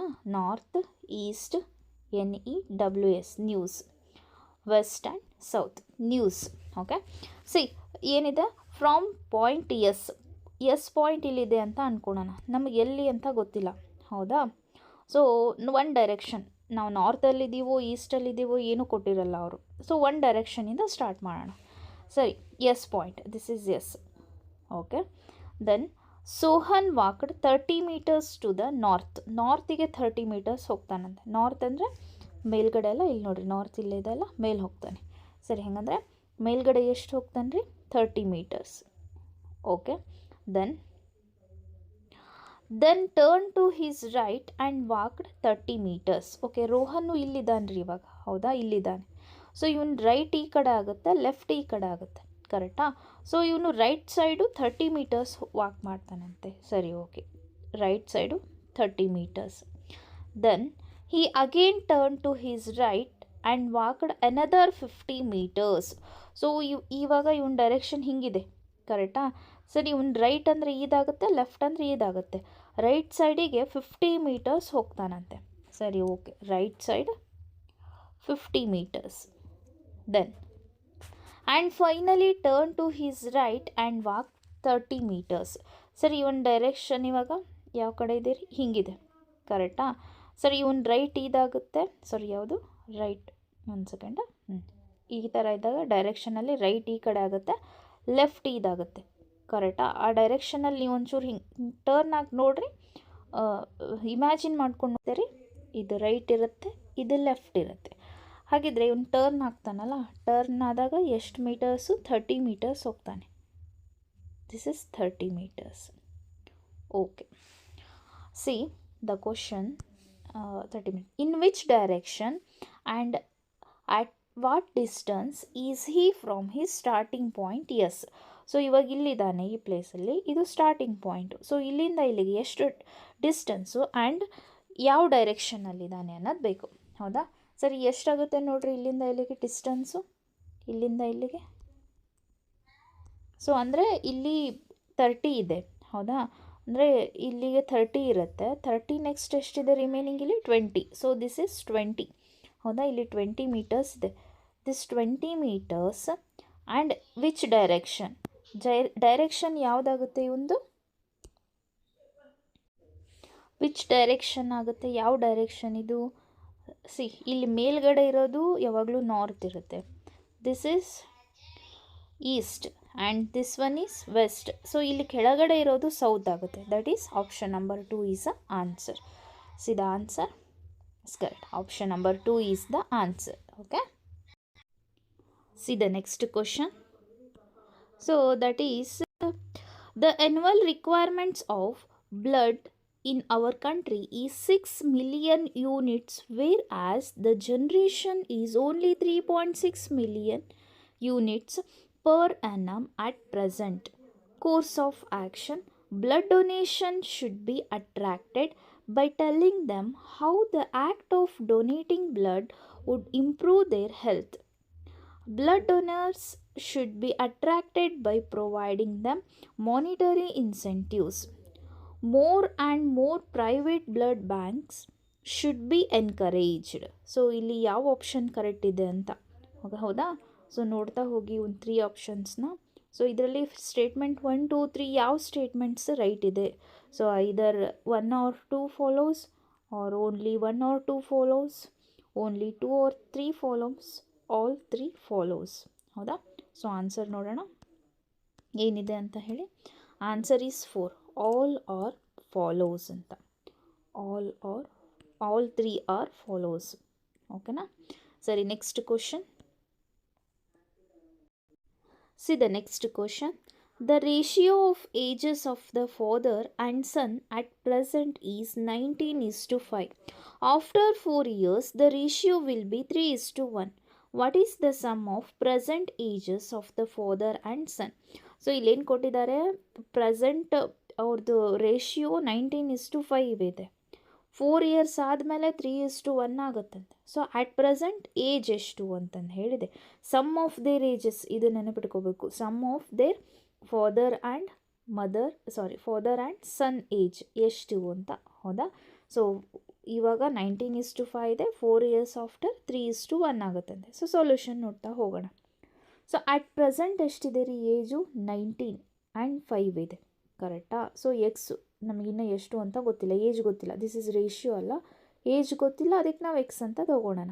ಪ್ಲಸ್ 4 ಇಯರ್ಸ್ ಆದಮೇಲೆ ಎಷ್ಟಾಗುತ್ತೆ ರೀ ರೇಷಿಯೋ? 3/1, ಅಂದರೆ 3:1 ಈಸ್ ನಥಿಂಗ್ ಬಟ್ 3/1 ಆಗುತ್ತೆ. ಇದು ಅಂಡರ್ಸ್ಟ್ಯಾಂಡ್ ಆಯ್ತಾ? ಏನು ಹೇಳಿದೆ? ಎಟ್ ಪ್ರೆಸೆಂಟ್ 19:5 ಇದೆ, 19:5 ಇದೆ ಏಜ್. ಸೊ ಅದಕ್ಕೆ ಎಕ್ಸ್, ದಿಸ್ ಇಸ್ ರೇಷಿಯೋ ಅಲ್ವಾ, ಅದಕ್ಕೆ ಇಂಟು ಎಕ್ಸ್ ಮಾಡಬೇಕು. ಸೊ 4 ಇಯರ್ಸ್ ಆದಮೇಲೆ ಎಷ್ಟು? 4 ಇಯರ್ಸ್, ಅದಕ್ಕೆ plus 4 that is equals to 3/1 ratio ಆಗುತ್ತೆ. 3:1 ಕೊಟ್ಟಿರಲ್ಲ, ಅದನ್ನೇ ನಾನು 3/1 ಅಂತ ಕನ್ಸಿಡರ್ ಮಾಡಿದೆ. ಸೊ ಇವಾಗ ಈ ಥರ ಮಲ್ಟಿಪ್ಲೈ ಮಾಡಿದಾಗ ಏನಾಗುತ್ತೆ ರೀ ಅದು? 19x + 4 into 1 is 19x + 4. Next ಇದಕ್ಕೆ ಮಲ್ಟಿಪ್ಲೈ ಮಾಡಿದ್ರೆ 5x into 3 is 15x, okay, plus 4 into 3 is 12. Okay, next statement ನಾವೇನು ಮಾಡಿಬಿಡೋಣ, ಒಂದೊಂದು. ಇವಾಗ ಈ 19x ಒಳಗಡೆ ಪ್ಲಸ್ 4 ಮಾಡೋಕ್ಕೆ ಬರಲ್ಲ, ಇದ್ರ ಜೊತೆಗೆ ಎಕ್ಸ್ ಐತಲ್ಲ, ಎಕ್ಸ್ ಇರೋದನ್ನೇ ಡಿವಿಷನ್ನು, ಮಲ್ಟಿಪ್ಲಿಕೇಷನ್ನು ಆ್ಯಂಡ್ ಎಡಿಷನ್ನು, ಸಬ್ಸ್ಟ್ರಾಕ್ಷನ್ನು ಮಾಡ್ಬೋದು. ಹೌದಾ? ಸರಿ, ಏನು ಮಾಡೋಣ, ಈ 19x ಐತಲ್ಲ, ಈ 15xನ ಈ ಕಡೆ ಹಾಕ್ಬಿಡೋಣ. ಏನಾಗುತ್ತೆ? 19x - 15x ಆಗುತ್ತೆ. ದೆನ್ ಈ 12 ಐತಲ್ಲ, ಇದನ್ನಿಲ್ಲೇ ಇಡೋಣ, 12. ಈ ಪ್ಲಸ್ 4 ಇರೋದನ್ನು ಈ ಕಡೆ ಕಳಿಸೋಣ, -4 ಆಗುತ್ತೆ. ಓಕೆನಾ? Next 4x is equals to 8, x is equals to 8/2, x equals to 2 ಅಂತ ಹೇಳಿ ಬಂತು. ನೆಕ್ಸ್ಟು ನಮಗೇನು ಗೊತ್ತು? ಫಾದರ್ ಏಜ್ನ ನಾವು 19x ಅಂತ ಕನ್ಸಿಡರ್ ಮಾಡಿದ್ವಿ. ಹೌದಾ? ಇಲ್ಲಿ ಮಾಡಿದ್ವಲ್ಲ ಸ್ಟಾರ್ಟಿಂಗ್, 19x ಆ್ಯಂಡ್ 5x ಅಂತಂದು ಹೇಳಿ. ಸರಿ, 19x means 19 into 2 38. Then son age is 5 ಇದೆ, ಫಸ್ಟು ರೇಷಿಯೋ ಇಂಟು 2 ಈಸ್ 10 ಆಯಿತು. ಸೊ ಎರಡೂ ಆ್ಯಡ್ ಮಾಡಿದ್ರೆ the sum is 48. Answer will be 48, option number 2. ಓಕೆನಾ? Total number of students in a school is 3,600 and percentage of students enrolled different hobby classes in the school as follows. See, different hobbies like singing classes, dancing classes, painting classes, stitching classes, drama classes and cooking classes. So illénide question, total number of students 3,600 ಇದ್ದಾರೆ totally. So ಇವರೆಲ್ಲ student ಏನಪ್ಪ ಅಂತಂದರೆ different type of hobbies ಒಳಗಡೆ include ಆಗಿದ್ದಾರೆ school ಒಳಗಡೆ. ಓಕೆನಾ? So ಎಷ್ಟು percentage members include ಆಗಿದ್ದಾರೆ ಅಂತ ಆಲ್ರೆಡಿ ಇಲ್ಲಿ ಕೊಟ್ಟಿದ್ದಾರೆ. ಸೊ ಇದ್ರ ಬೇಸ್ ಮೇಲೆ then what is the total number of students enrolled in stitching and drama classes together ಅಂತಂದು ಹೇಳಿದೆ. ಕರೆಕ್ಟ್? ಸರಿ, ಓಕೆ, ನೋಡ್ತಾ ಹೋಗೋಣ ಎಷ್ಟಾಗುತ್ತೆ ಅಂತ ಹೇಳಿ. ಸಿ, ಇವಾಗಿರೋ ಸ್ಟೂಡೆಂಟ್ಸ್ ಎಷ್ಟು ಜನ ಇದ್ದಾರೆ? 3,600. ಕೇಳಿದ ಕ್ವಶನ್ ಏನು? Stitching and drama classes. ಹೌದಾ? ಸರಿ, ಇಲ್ಲಿ ನೋಡ್ತಾ ಬನ್ನಿ. ಇಲ್ಲಿ ಸ್ಟಿಚ್ಚಿಂಗ್ ಕ್ಲಾಸಸ್ಸಲ್ಲಿ 11% ಇದ್ದಾರೆ, ಡ್ರಾಮಾ ಕ್ಲಾಸಸ್ ಒಳಗಡೆ 13% ಇದ್ದಾರೆ. ಹೌದಾ? 11% ಆ್ಯಂಡ್ 13% ಸ್ಟೂಡೆಂಟ್ಸ್ ಇದ್ದಾರೆ. ಸರಿ, ಟೋಟಲ್ ಸ್ಟೂಡೆಂಟ್ಸು 3,600. ಹೌದಾ? ಈ 3,600 ಇಂಟು 11 ಪ್ಲಸ್ 13 /100 ಮಾಡಿದ್ರೆ ನಮಗೆ ಆನ್ಸರ್ ಬರುತ್ತೆ. ಸೊ ನೋಡೋಣ ಹೆಂಗೆ ಮಾಡಬೇಕು ಅಂತಂದು ಹೇಳಿ. Listen here. Here total students ಎಷ್ಟು ಜನ ಇದ್ದಾರೆ? 3,600 ಟೋಟಲ್ ಸ್ಟೂಡೆಂಟ್ಸು. ಹೌದಾ? ಇದರೊಳಗಡೆ 11% and 13% are stitching and drama classes. ಹೌದು, ಕರೆಕ್ಟ್. ಓಕೆ, ದೆನ್ ಹಾಗಂದ್ರೆ ಏನು ಮಾಡಬೇಕು? 11 + 13 ಈಸ್ 24. ಕರೆಕ್ಟಾ? 24/100. ಹೌದಾ? 11 + 14 ಐತಲ್ಲ, ಇಲ್ಲಿ ನೋಡ್ರಿ, ಇಲ್ಲಿ ಏನಿದೆ? ಇಲ್ಲಿ 13 ಇದೆ, ಇಲ್ಲಿ 11 ಇದೆ, ದಟ್ ಈಸ್ 24. ಕರೆಕ್ಟಾ? 11 + 13 ಈಸ್ 24. ಓಕೆ, 24/100. ಸರ್, ಇಲ್ಲೇನಾಗುತ್ತೆ? ಇಲ್ಲಿ 2 zeros ಹೋದು, ರಿಮೈನಿಂಗ್ ಏನು ಉಳಿತು? 36 ಇಂಟು 24. ಸೊ ಎರಡೂ ಮಲ್ಟಿಪ್ಲೈ ಮಾಡಿರಿ, ಎಷ್ಟು ಬರುತ್ತೆ answer? 864. So answer is option number C. ನೋಡೋಣ ಆನ್ಸರ್ ಏನಂತ ಹೇಳಿ. Listen here. Answer is option number C. Okay, right. Next question. So ಒಂದೇನಂದರೆ ಎವ್ರಿ ಇಯರು ಒಂದು DI ಕ್ವಶನ್ಸ್ ಅಂತ ಹೇಳಿ ಕೊಡ್ತಿದ್ರು. ಓಕೆ, ಆ DI ಅಂದರೆ ಒಂದೇ ಒಂದು ಈ ಥರ ಒಂಚೂರು ಡಿಫಿಕಲ್ಟಿ ಇದೇ ಥರ ಇರುತ್ತೆ ಕ್ವಶನು, ಬಟ್ ಒಂಚೂರು ಡಿಫಿಕಲ್ಟೀಸು ಈ ಕ್ವಶನ್ ಬೇಸ್ ಮೇಲೆ 5 ಕ್ವಶನ್ಸ್ನ ಕೊಡ್ತಿದ್ರು. ಬಟ್ ಈ ಸಲ ಏನು ಮಾಡಿದ್ದಾರೆ, ಇದೇ ಥರ ಕ್ವಶನ್ಸ್ನ ಒಂದು ಕ್ವಶನ್ಸ್ ಅಷ್ಟೇ ಕೊಟ್ಟಿದ್ದಾರೆ. ಅಲ್ಲಿ 5 ಡಿವೈಡ್ ಆಗ್ತಿತ್ತಲ್ಲ, ಒಂದು ಮೇನ್ ಕ್ವಶನ್ ಒಳಗಡೆ ಸಬ್ 5 ಕ್ವಶನ್ಸ್ ಇರ್ತಿದ್ವು. ಕರೆಕ್ಟಾ? ಸೊ ಈ ಇಯರ್ ಏನು ಮಾಡಿಬಿಟ್ಟಿದ್ದಾರೆ, ಈ ಸಬ್ ಕ್ವಶನ್ಸ್ನೇ ಸಪ್ರೇಟಾಗಿ ಕೊಟ್ಬಿಟ್ಟಿದ್ದಾರೆ. ಓಕೆ, ಅಷ್ಟೇ ಡಿಫ್ರೆನ್ಸ್ ಇರೋದು, ಏನು ಡಿಫಿಕಲ್ಟೀಸ್ ಇಲ್ಲ. ಕ್ವಶನ್ ಪೇಪರ್ ಪ್ಯಾಟರ್ನ್ ಚೇಂಜ್ ಆಗಿದೆ, ಅದು ಇದು ನಥಿಂಗ್. ಸೊ ನಾವಿದನ್ನ ಸಾಲ್ವ್ ಮಾಡೋಣ. ನೆಕ್ಸ್ಟ್ ಕ್ವಶನ್ ನೋಡಿ. In a tossing an unbiased coin, the probability of getting a head is 2 times the probability of getting a tail. Then which of the following is true? ಏನಿದೆ ಅಂದರೆ question tossing ಅಂದರೆ ಕಾಯಿನ್ನ toss ಮಾಡೋದಂತಾರಲ್ಲ, ಹೌದಾ? ಕಾಯಿನ್ನ ಹಾರಿಸಿದಾಗ ಎಷ್ಟು ಬರ್ಬೋದು, Dias base ಮೇಲೆ problems ಬರ್ತವೆ. ಇವೆಲ್ಲ ಏನು ಅಂತಂದರೆ ಪ್ರೊಬಾಬಿಲಿಟಿ ಬೇಸ್ಡ್ ಕ್ವಶನ್ಸು. ಓಕೆ, ಸರಿ. ಒಂದು ಕಾಯಿನ್ನ ಟಾಸ್ ಮಾಡಿದರೆ ಸೊ ಏನೇನು ಪಾಸಿಬಿಲಿಟಿ ಇರುತ್ತೆ? ಒಂದು ಹೆಡ್ ಬರ್ಬೋದು, ಇಲ್ಲ ಅಂದರೆ ಟೇಲ್ ಬರ್ಬೋದು. ಇವೆರಡೇ ಪಾಸಿಬಿಲಿಟಿ. ಮತ್ತೇನಿದ್ದಾವ್ರಿ? ನಥಿಂಗ್. ಹೌದಾ? ಸೊ ಒಂದು ಕಾಯಿನ್ ಟಾಸ್ ಮಾಡಿದಾಗ ಈ ಥರ ಒಂದೇ ಹೆಡ್ಡು ಒನ್ ಟೇಲ್ ಬರುತ್ತೆ. ನನಗೆ ಪ್ರೊಬ್ಯಾಬಿಲಿಟಿ ಆಫ್ ಹೆಡ್ ಅಂತಂದರೆ ಇವಾಗ ಫಾರ್ ಎಕ್ಸಾಂಪಲ್ ಇವಾಗ ಒಂದು ಹೆಡ್ ಬರ್ಬೋದು, ಏನು ಬರುತ್ತೆ ರೀ, ಒಂದು ಹೆಡ್ ಬರ್ಬೋದು, ಟೇಲ್ ಬರ್ಬೋದು. ಇವೇ ಟೋಟಲ್ ಚಾನ್ಸಸ್. ಹೌದಾ? ಒಂದು ಕಾಯಿನ್ನ ಟಾಸ್ ಮಾಡಿದಾಗ ಟೋಟಲ್ ಚಾನ್ಸ್ ಎಷ್ಟಿದ್ದಾವೆ ನನಗೆ? 2. ಅದನ್ನ ಈ ಥರ ಬರೀಬೇಕು. ನನಗೆ ಹೆಡ್ ಬರೋ ಚಾನ್ಸಸ್ ಎಷ್ಟಿದೆ? 1 ಅಲ್ಲ, ದಟ್ ಈಸ್ 1/2 = 0.5. ಓಕೆವಾ, ಕ್ವಶನ್ ಹಿಂಗಿತ್ತು. ನನಗೆ ಓನ್ಲಿ ಟೇಲ್ ಬರೋ ಚಾನ್ಸಸ್ ಎಷ್ಟಿದ್ದಾವೆ ಅಂತಂದಿದ್ರೆ, ಸೊ ಟೇಲ್ ಎಷ್ಟು ಬರ್ತಾವ್ರಿ ನನಗೆ? ಓನ್ಲಿ 1 ಅಲ್ಲ, ಟೋಟಲ್ 2 ಚಾನ್ಸಸ್ ಒಳಗಡೆ only 1 tail. So that is ಏನು ಬರುತ್ತೆ ಅವಾಗ? ಸೇಮ್ ಅದು 1/2, that is = 0.5. So this 0.5 and this 0.5 is = 1. So every time probability is = 1 ಆಗಿರುತ್ತೆ. ಅದು ಪರ್ಸಂಟೇಜ್ ಹೆಂಗೆ =100 ಇರುತ್ತಲ್ಲ, ನಾವು ಯಾವುದೇ ಮಾರ್ಕ್ಸ್ಗಳಿರಲಿ, ಇವಾಗ for example 10th standard marks 625 total. ಈ 625ನ ಪರ್ಸಂಟೇಜ್ ವೈಸ್ ಹೇಳ್ರಿ ಅಂದರೆ 625ನ ನಾವು =100ಗೆ ಮಾಡ್ತಿರ್ತೀವಿ. ಅದಕ್ಕೆ ಅದೇನಾಗಿರುತ್ತೆ 100ಅಲ್ಲಿ. ನಮ್ದು ನೋಡಿರಿ ಪರ್ಸಂಟೇಜ್ ಯಾವಾಗಲೂ ಕೇಳಿದಾಗ ಎಷ್ಟು ಬಿಲೋ 100 ಆರ್ =100 ಇರುತ್ತೆ. ಹಿಂಗೆ 90, 80, 92, 99, 100 ಸಮಥಿಂಗ್. ಕರೆಕ್ಟಾ? ಯಾರಾದರೂ 110% ಆಗಿದೆ ರಿಸಲ್ಟು ಅಂತ ಹೇಳ್ತಾರಾ? No, nothing. ಸೊ ಹಾಗೆ ನಮ್ಮ ಮಾರ್ಕ್ಸ್ನ ನಾವೇನು ಮಾಡ್ತಿರ್ತೀವಿ, ಈ 100ಗೆ ಕನ್ವರ್ಟ್ ಮಾಡ್ತಿರ್ತೀವಿ. ಅದೇ ಥರ ಸೇಮ್ ಪ್ರೊಬಾಬಿಲಿಟಿ ಒಳಗಡೆ ನಮಗಿರುವಂಥ ಈ ವ್ಯಾಲ್ಯೂಸ್ ಎಲ್ಲನೂ ನಾವು 1ಗೆ ಕನ್ವರ್ಟ್ ಮಾಡ್ತೀವಿ. Okay, this is called as a probability ಅಂತಂದು ಹೇಳಿ. ಸೊ ಈ ಪ್ರೊಬಾಬಿಲಿಟಿ ಬೇಸ್ ಮೇಲೆ ಈ ಕ್ವಶನ್ ಇದೆ. ಸೊ ಈಸಿ ಇದೆ, ಆ ಥರ ಏನು ಟಫೆಸ್ಟ್ ಏನಿಲ್ಲ. ನೋಡ್ತಾ ಹೋಗೋಣ ಹೆಂಗಿದೆ ಕ್ವಶನ್ನು ಅಂತಂದು ಹೇಳಿ. ಓಕೆನಾ? See, listen here. In a tossing a coin, so ಒಂದು ಕಾಯಿನ್ನ ಟಾಸ್ ಮಾಡ್ತಾರೆ. Okay, the probability of getting a head is, so ಅದರಲ್ಲಿ ಹೆಡ್ ಪ್ರೊಬಾಬಿಲಿಟಿ ಎಷ್ಟು ಬರ್ಬೋದು ಅಂದರೆ 2 times of the probability of getting a tail. So tail ಏನು ಬರುತ್ತಲ್ಲ ಅದರದ್ದು 2 times ಏನಿದೆ into 2 is = head. Head is = 2 into tail. So ಹಾಗಂದರೆ ನಮ್ಮ ಅಸಂಪ್ಷನ್ ವೈಸು ಟೇಲ್ನ ನಾವು 1 ಕನ್ಸಿಡರ್ ಮಾಡೋಣ, 1 ಅಂತ. ಸೊ ಹಾಗಂದ್ರೆ ಹೆಡ್ ಎಷ್ಟಾಗುತ್ತೆ?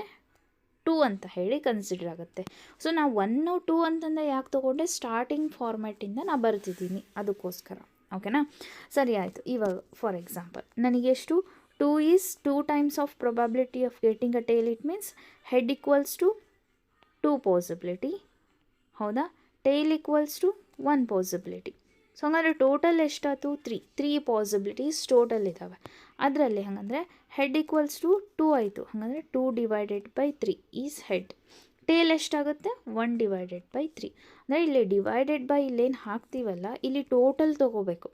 ಮೇಲ್ಗಡೆ ಪರ್ಟಿಕ್ಯುಲರ್ ಯಾವ ಐಟಮ್ ಹಾಕ್ತಿದ್ದೀವಿ ಆ ಐಟಮ್ ಬಗ್ಗೆ ತೊಗೋಬೇಕು. ಹಾಗಂದ್ರೆ ಇವಾಗ ಹೆಡ್ = 2/3, ಟೇಲ್ = 1/3 ಆಯಿತು. ಹಾಗಂದ್ರೆ option number P of head = 2/3, P of tail = 3 ಇಲ್ಲಿದೆ ನೋಡಿರಿ, ಆಪ್ಷನ್ ನಂಬರ್ ಡಿ ಇದೆ ನೋಡಿರಿ. P of head = 2/3, P of tail = 1/3 is the right answer. Okay, so answer is D, correct. Next question ನೋಡೋಣ. See, immediate inference ಅಂತ ಹೇಳಿದೆ. Immediate inference. See the question. Set A is clerk. Okay, ಇದೇನು set ಐತಲ್ಲ, this is clerk. Next, set B is graduation. This is graduation. Next, set C is government employees. Government employees. Okay, then some graduations are government employees. Some graduations ಅಂದರೆ ಇದು graduations, ಕರೆಕ್ಟಾ? Some graduations are government employees ಅಂತೆ, but not a clerk. Clerk include ಆಗಬಾರ್ದು ಅದರೊಳಗಡೆ. ಇದೇನೈತಲ್ಲ, ಈ round shape ಬಿಟ್ಟು ಈ B ಮತ್ತು ಸಿ ಎಲ್ಲಿ ಮರ್ಜ್ ಆಗಿದಾವಲ್ಲ ಆ ಪಾಯಿಂಟ್ನ ತೊಗೋಬೇಕು. That is F only. ಹೌದಾ? ನೋಡಿರಿ, ಎಫ್ ಓನ್ಲಿ. ಈ ಹೆಚ್ ಅಂದರೆ ಹೆಚ್ ಒಳಗಡೆ ಇದು ಬರುತ್ತೆ, ಎ ಅನ್ನೋದು. ಎ ಮೀನ್ಸ್ ಕ್ಲರ್ಕ್ ಬರ್ತಾರೆ, ಬಟ್ ಅವ್ರು ಕ್ಲರ್ಕ್ ಕೇಳಿಲ್ಲ. ಹಾಂ, ಈ ಜಿ ಬೇಕು ಅಂತಂದರೆ ಅಲ್ಲಿ ಎ ಆ್ಯಂಡ್ ಸಿ ಅಷ್ಟೇ ಇದೆ. ನಮಗೆ ಬೇಕಿರೋದು ಬಿ ಆ್ಯಂಡ್ ಸಿ ಮರ್ಜ್ ಆಗಿರೋದು ಯಾವುದು ಅಂತ ಹೇಳಿ. ಸೊ ಇಲ್ಲಿ ಅಬ್ಸರ್ವ್ ಮಾಡಿ ನೋಡಿರಿ, ಇದು ಎಫ್, ಕರೆಕ್ಟಾ? So answer is two F. Answer ಬಿಕ F, option number 2, correct. Next question. If A and B are brothers, C is the sister of A, D is the sister of E is the daughter of B, then who is the uncle of D? ಹೌದಾ? This is a question. See, ಸರಿ ನೋಡ್ತಾವೆ. This is relationship based question. So ಈ ಥರ ಇರೋ ಸಾಕಷ್ಟು ಕ್ವಶನ್ಸ್ನ ನಾನು other videos ಮಾಡಿ separate ಮಾಡಿ ಹಾಕಿದ್ದೀನಿ. ಪ್ಲೇಲಿಸ್ಟಲ್ಲಿ ಎಲ್ಲ ವಿಡಿಯೋಸು ಇದ್ದಾವೆ, ನೋಡಿ ಚೆಕ್ ಮಾಡಿ ಪ್ರಾಕ್ಟೀಸ್ ಮಾಡಿ. ಓಕೆನಾ? ಸಿ, ಹೆಂಗೆ ಸಾಲ್ವ್ ಮಾಡಬೇಕು? ರಿಲೇಷನ್ಶಿಪ್ ಇತ್ತು ಅಂತಂದರೆ ಅದರೊಳಗಡೆ ನಾನು ಆ ವಿಡಿಯೋನಲ್ಲಿ ಬೇಸಿಕ್ಸ್ ಎಲ್ಲನೂ ಹಾಕಿದ್ದೀನಿ, ಒಂದು ಸತಿ ನೋಡಿ. ಸಿ, ಈ ರಿಲೇಷನ್ಶಿಪ್ ಒಳಗಡೆ ನಾವೇನು ಮಾಡೋಣ, ಫಸ್ಟಿಗೆ ಇಲ್ಲಿ ಮೇಲ್ಗಡೆಯಿಂದ ನಾವು ಫಸ್ಟಿಂದ ಅಂದರೆ ಜನ್ರೇಷನ್ ವೈಸ್ ಹಾಕೋಣ. For example, A and B ಇದ್ದಾರೆ ಅಂತ ಅಂದ್ಕೊಳ್ರಿ. ಇವರಿಬ್ಬರು ಹಸ್ಬೆಂಡ್ ಆ್ಯಂಡ್ ವೈಫ್ ಆಗಿದ್ದರೆ ಈ ಥರ ಹಾಕೋದು. ಬ್ರದರ್ಸ್ ಇದ್ದರು, ಬಿಗೆ ಬ್ರದರ್ ಇದ್ದಾನೆ, ಯಾರು ಸಿ ಬ್ರದರ್ ಇದ್ದ ಅಥವಾ ಸಿಸ್ಟರ್ ಇದ್ದ ಅಂದರೆ ಈ ಥರ ಸಿಂಗಲ್ ಲೈನ್ ಹಾಕೋದು. ಓಕೆನಾ? ಏನಾದರೂ ಹಸ್ಬೆಂಡ್ ಆ್ಯಂಡ್ ವೈಫ್ ಇದ್ದರೆ double line. So A and B. So ಇವ್ರ ಡಾಟರ್ ಇದ್ದರು ಅಂತಂದರೆ ಈ ಥರ ಎ ಬಿ, ಡಾಟರ್ ಇದ್ದರೆ ಈ ಥರ ಒಂದು ಲೈನ್ ಹಾಕಿ ಸಿ. ಇನ್ನು ಇವ್ರಿಗೇನಾದರೂ ವೈಫ್ ಇದ್ದರೆ ಈ ಥರ ಡಿ. ಸೊ ಇವ್ರಿಗೇನಾದರೂ ಡಾಟರ್ ಇದ್ದರೆ ಇಲ್ಲಿ ಈ ಥರ. ಓಕೆನಾ? ಈ ಥರ ನಾವು ಕ್ರೊನಾಲಜಿಕಲಾಗಿ ಬರ್ಕೊಂಡ್ರೆ ಎಕ್ಸಾಮ್ಸ್ ಒಳಗಡೆ ಇವ್ರಿಗಿಂದ ಇವ್ರಿಗೆ ಏನಾಗ್ತಾರೆ ಅಂದರೆ ಗ್ರ್ಯಾಂಡ್ ಫಾದರ್ ಕರೆಕ್ಟಾಗಿ ಗೊತ್ತಾಗ್ಬಿಡುತ್ತೆ. ಹೌದಾ? ಸೊ ಇಲ್ಲಿ ನಾವು ಅದೇ ಥರ ಮಾಡೋಣ. ಏನಂತ, A and B are brothers. So ಇಲ್ಲೇನಿದ್ದಾರೆ, ಹೆಂಗೆ ಸಾಲ್ವ್ ಮಾಡಬೇಕು? ಎ ಮತ್ತು ಬಿ ಬ್ರದರ್ಸ್ ಅಂತೆ. ಓಕೆನಾ? ಸರಿ, ಎ ಬಿ ಬ್ರದರ್ಸ್ ಆದರೆ ಸಿಂಗಲ್ ಲೈನ್ ಹಾಕೋಣ. B are brothers. C is the sister of A. C is the sister of A. ಇವರು ಸಿಸ್ಟರ್, ಇವರು brother. Okay, next, D is the sister of E.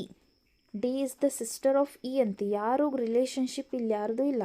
So ನಾವು ಹಾಗೆ ಬರ್ಕೊಂಡ್ಬಿಡೋಣ. D is the sister of E, ಇವರು sister. ಹೌದಾ? ಸರಿ, okay. Next, E is daughter of B.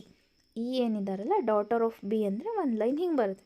So ಇವರಿಬ್ಬರು ಇವ್ರ ಸಿಸ್ಟರು ಬ್ರದರ್ ಅಂತನಂದರೆ ಸಿಸ್ಟರ್ಸ್ ಅಂತನಂದರೆ ಸೊ ಇವರೇ ಏನಾಗುತ್ತೆ, ಮದರ್ ಆರ್ ಫಾದರ್ ಆಗುತ್ತೆ. ಡಾಟರ್ ಅಲ್ಲ, E is the daughter of B ಅಂದರೆ ಡಾಟರ್ ಅಂದರೆ ಇವರು ಗರ್ಲ್ ಆಗುತ್ತೆ. ಕರೆಕ್ಟಾ? ಇವರು ಗರ್ಲ್ ಆಗ್ತಾರೆ. Next, then who is the uncle of D. D uncle ಯಾರು ಅಂತ ಹೇಳಿ.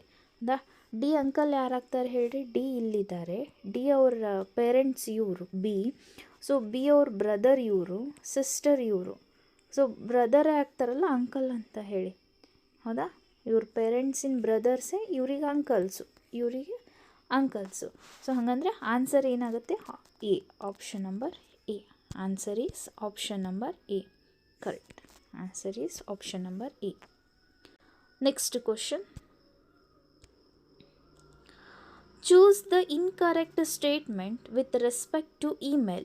ಸೊ ಇನ್ಕರೆಕ್ಟ್ ಅಂತೆ. ಇದು ನೆನಪಿರಲಿ, ನಾವು ಎಕ್ಸಾಮ್ನಾಗ ಏನು ಮಾಡ್ತೀವಿ, ನಮಗದು ಇನ್ಕರೆಕ್ಟ್ ಅನ್ನೋದೇ ಬರೋಲ್ಲ, ಕರೆಕ್ಟ್ ಅನ್ನೋದು ಒಂದು ವರ್ಡ್ ಅಷ್ಟೇ ಇರ್ತೈತಿ ತಲೆ ಒಳಗಡೆ, ಯಾವ್ದು ರೈಟ್ ಆಗುತ್ತೆ ಅದನ್ನು ನಾವು ಮಾರ್ಕ್ ಹಾಕ್ಬಿಡ್ತೀವಿ. ಬಟ್ ಇಲ್ಲಿ ಕ್ವಶನ್ ಒಳಗಡೆ ನೆಗೆಟಿವ್ ಕೊಟ್ಟಿದ್ದಾರಾ ಪಾಸಿಟಿವ್ ಕೊಟ್ಟಿದ್ದಾರಾ ಫಸ್ಟ್ ನಾವು ಚೆಕ್ ಮಾಡಬೇಕು, ಹೌದಾ. See choose the incorrect statement with respect to email. So email can send only text documents through the email. Next, email is faster than snail mail. Okay. Next, email is the mother of exchanging digital message over a network. Okay. Users communicating through email need not be available at the same time. ಇದು right, ಹೌದಾ. ನಾವು users communicating through email need not be available at the same time. ಅವ್ರು ಇವಾಗ ನಾನೇನಾದರೂ ಮೇಲ್ ಹಾಕಿದೆ ಅಂದರೆ A ಅನ್ನೋ ಪರ್ಸನಿಗೆ, ಆ ಎ ಅನ್ನೋ ಪರ್ಸನ್ನು ಇವಾಗಲೇ ನನಗೆ ರಿಪ್ಲೈ ಮಾಡಲ್ಲ, ಮೇ ಬಿ ಮೇಕ 1 day 2 day, ಸೊ ಸಡನ್ನಾಗಿ ರಿಪ್ಲೈಸ್ ಬರಲ್ಲ ಅಂತ. ಅದು ನಾನು ಮೆಸೇಜ್ ಹಾಕಿದಾಗನೇ ಆ ಎ ಅನ್ನೋ ಪರ್ಸನ್ನು ಅವೈಲೇಬಲ್ ಇರ್ತಾನೋ ಇಲ್ಲೋ ಅನ್ನೋದನ್ನು ಹೇಳಲಿಕ್ಕೆ ಆಗಲ್ಲ ಅಂತ. This is right. Email is the method of exchanging digital messages over a network. It is a exchanging a digital method. Next, email is faster than snail mail. Yes, this is also right.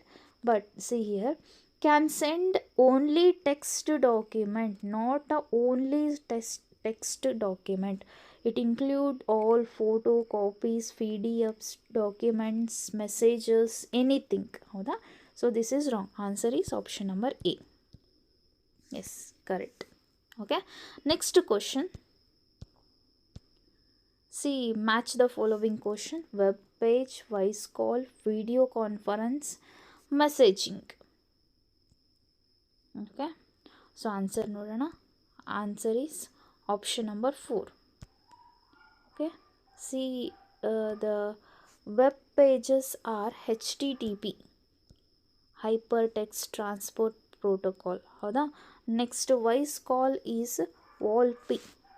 Then video conference is UDP.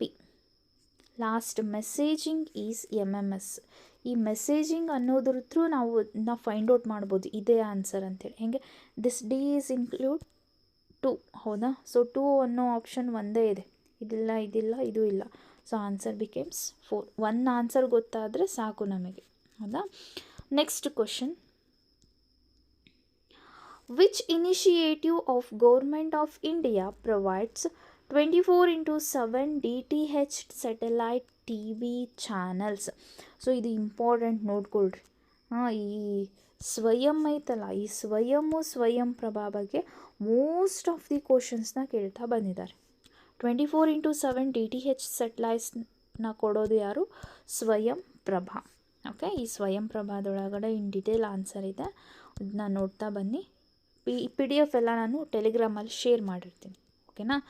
Next question: which type of server redirects to the website?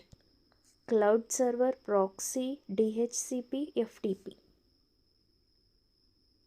ಏನು question ಇದೆ?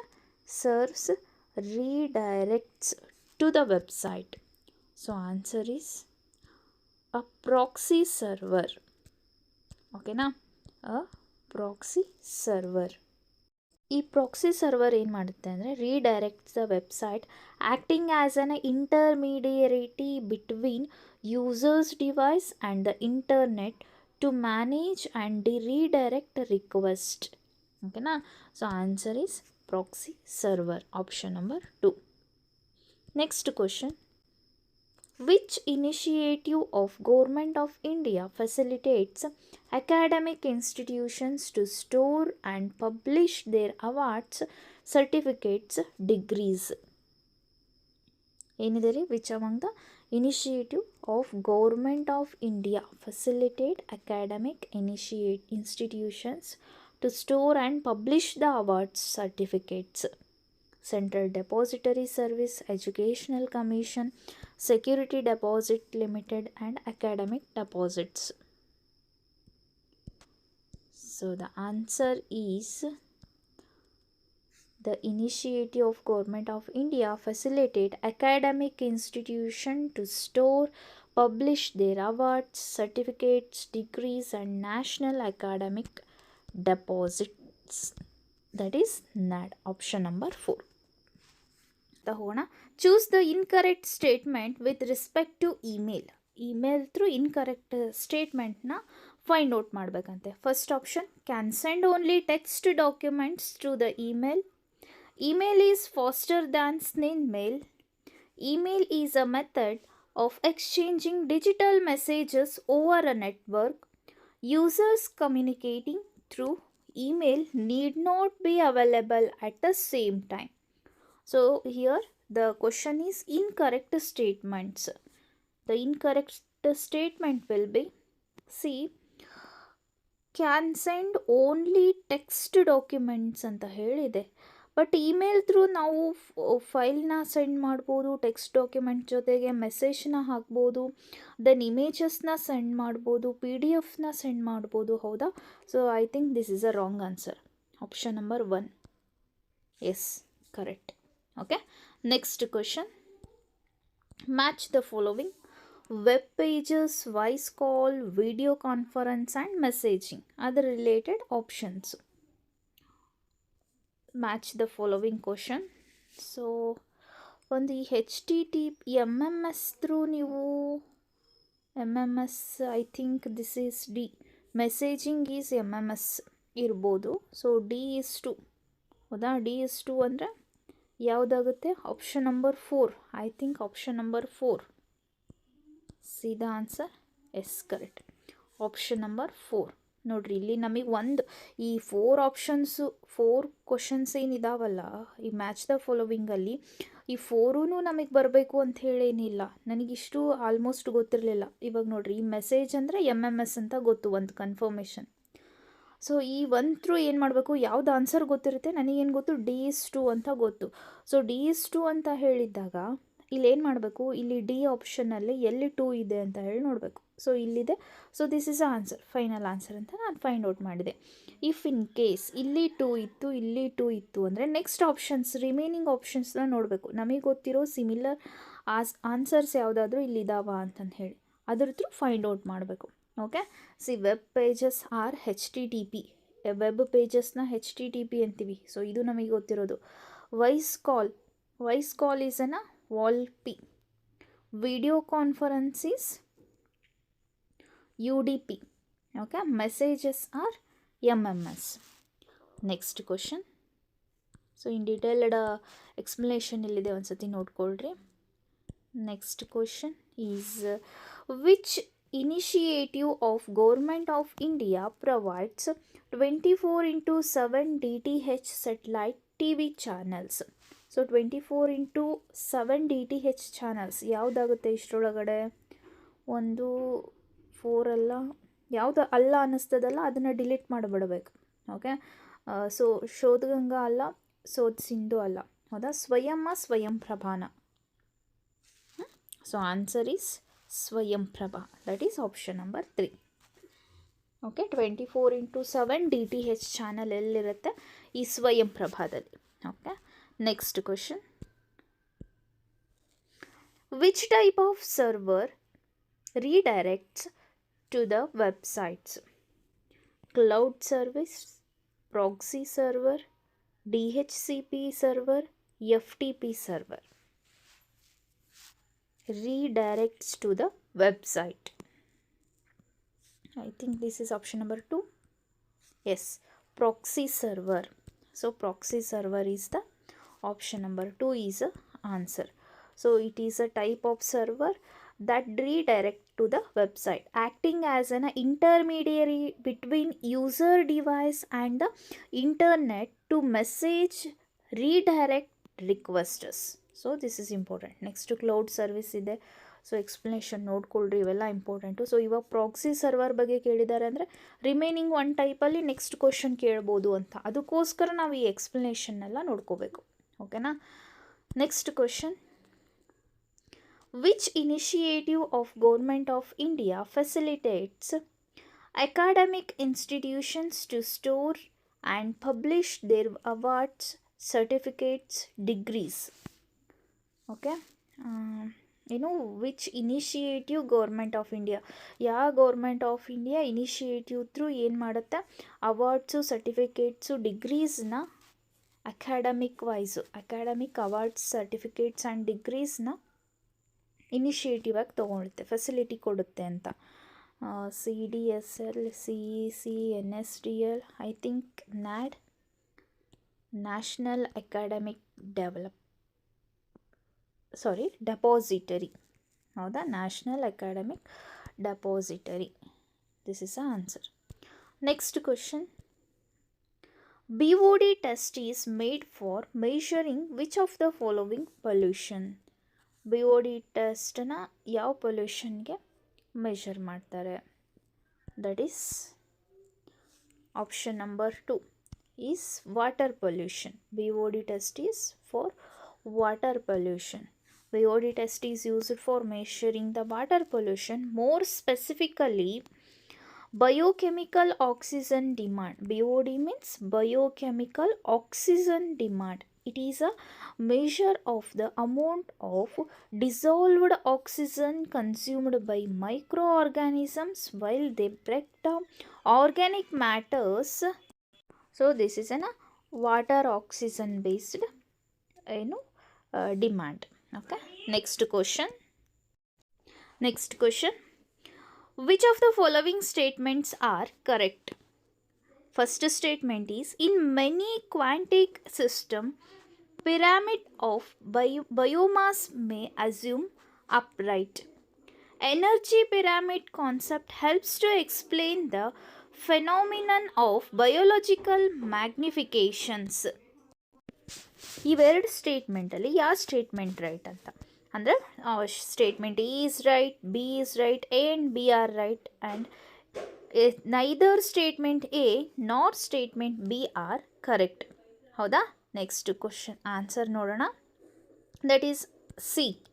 C is A and B are correct. In a many quantic system, pyramid of biomass may assume upright. Okay, biomass may assume upright. Then, energy pyramid concept helps to explain the phenomenon of biological magnification. So, it is helps to explain the biological magnification. Okay, na? Next question. See, which of the following are reasons or factors for exposure to benzene pollution? Automobile, tobacco smoke, wood burning, using a varnished wooden furniture, using products made for polyurethane. Then, so answers code are B and C right, B and D right, all are rights, and A, C, D are rights. So, which of the following is a reason or factor for exposure to benzene pollution? Okay, answer is 2. That is B and D are right. Tobacco smokes and using varnished wooden furniture. Okay, na? Next question.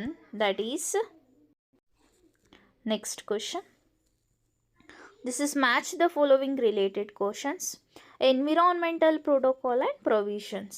Okay, first question is Montreal Protocol, Paris Agreement, Climate Action, Kyoto Protocol. ನೋಡ್ರಿ, ಇವೇನಿದಾವಲ್ಲ ಇಷ್ಟರ ಮೇಲೂ every year ಒಂದು ಈ ಥರ match the following ಆದರೂ ಕೊಡ್ತಾರೆ. ಇಲ್ಲಾಂದರೆ particular protocol ಅವ್ರ ಆ್ಯಕ್ಷನ್ಸ್ ಬಗ್ಗೆ ಸೊ ಪರ್ಟಿಕ್ಯುಲರ್ ಆಗಿ ಕ್ವಶನ್ಸ್ನ ಕೇಳ್ತಾರೆ. ಇಲ್ಲ ಮ್ಯಾಚ್ ದ ಫಾಲೋವಿಂಗ್, ಇದು ಇಂಪಾರ್ಟೆಂಟು. ಇದ್ರ ಬಗ್ಗೆ ಸ್ಟಡಿ ಮಾಡಿದರೆ 1 marks confirm. 1 marks means 1 question is confirm, 2 marks. Okay, answer is option number 1. See, Montreal Protocol is phasing out ozone depleting substances. Ozone related is in a Montreal Protocol. Then Paris Agreement is related to emissions tradings. Then climate action is related to integrated water resources management. Kyoto Protocol is a intended nationally determined contributions. Okay na? So ಈ ಪ್ರೋಟೋಕಾಲ್ಸು agreements ಬಗ್ಗೆ ಒಂದ್ಸತಿ ನೋಡ್ಕೊಂಡ್ಬಿಡ್ರಿ ಎಕ್ಸ್ಪ್ಲನೇಷನ್ಸ್ನ. Next question, which of the following pairs are not correct? Option number A, sewage oxygen demanding waste. Option number B, agricultural fertilizer is plant nutrients. Land erosion is radioactive material decay. Power plants are thermal pollution. Okay. Answer is option number A. This is not a correctly matched. Okay na? Next question. The National Institutional Ranking Framework, that is NIRF, assesses higher education institutions based on various parameters. This include, so this NIRF is assesses the higher education institutions on the basis of various parameters.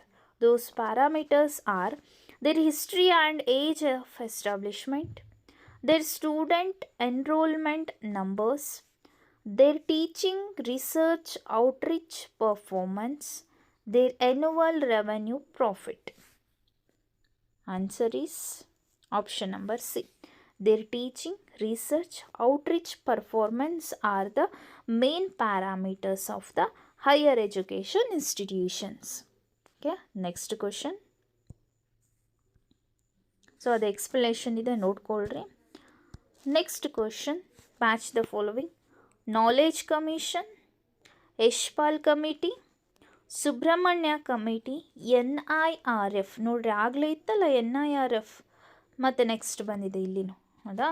ಅದೇ ಈ committees ಈ NIRF then ಆಗಲೇ ಹೇಳ್ತಲ್ಲ ಯಾವ questions ಅದು related to protocols. Yes correct, protocols and agreements. So ಈ related questions important, 1 or 2 questions ಇದ್ದೇ ಇರುತ್ತೆ.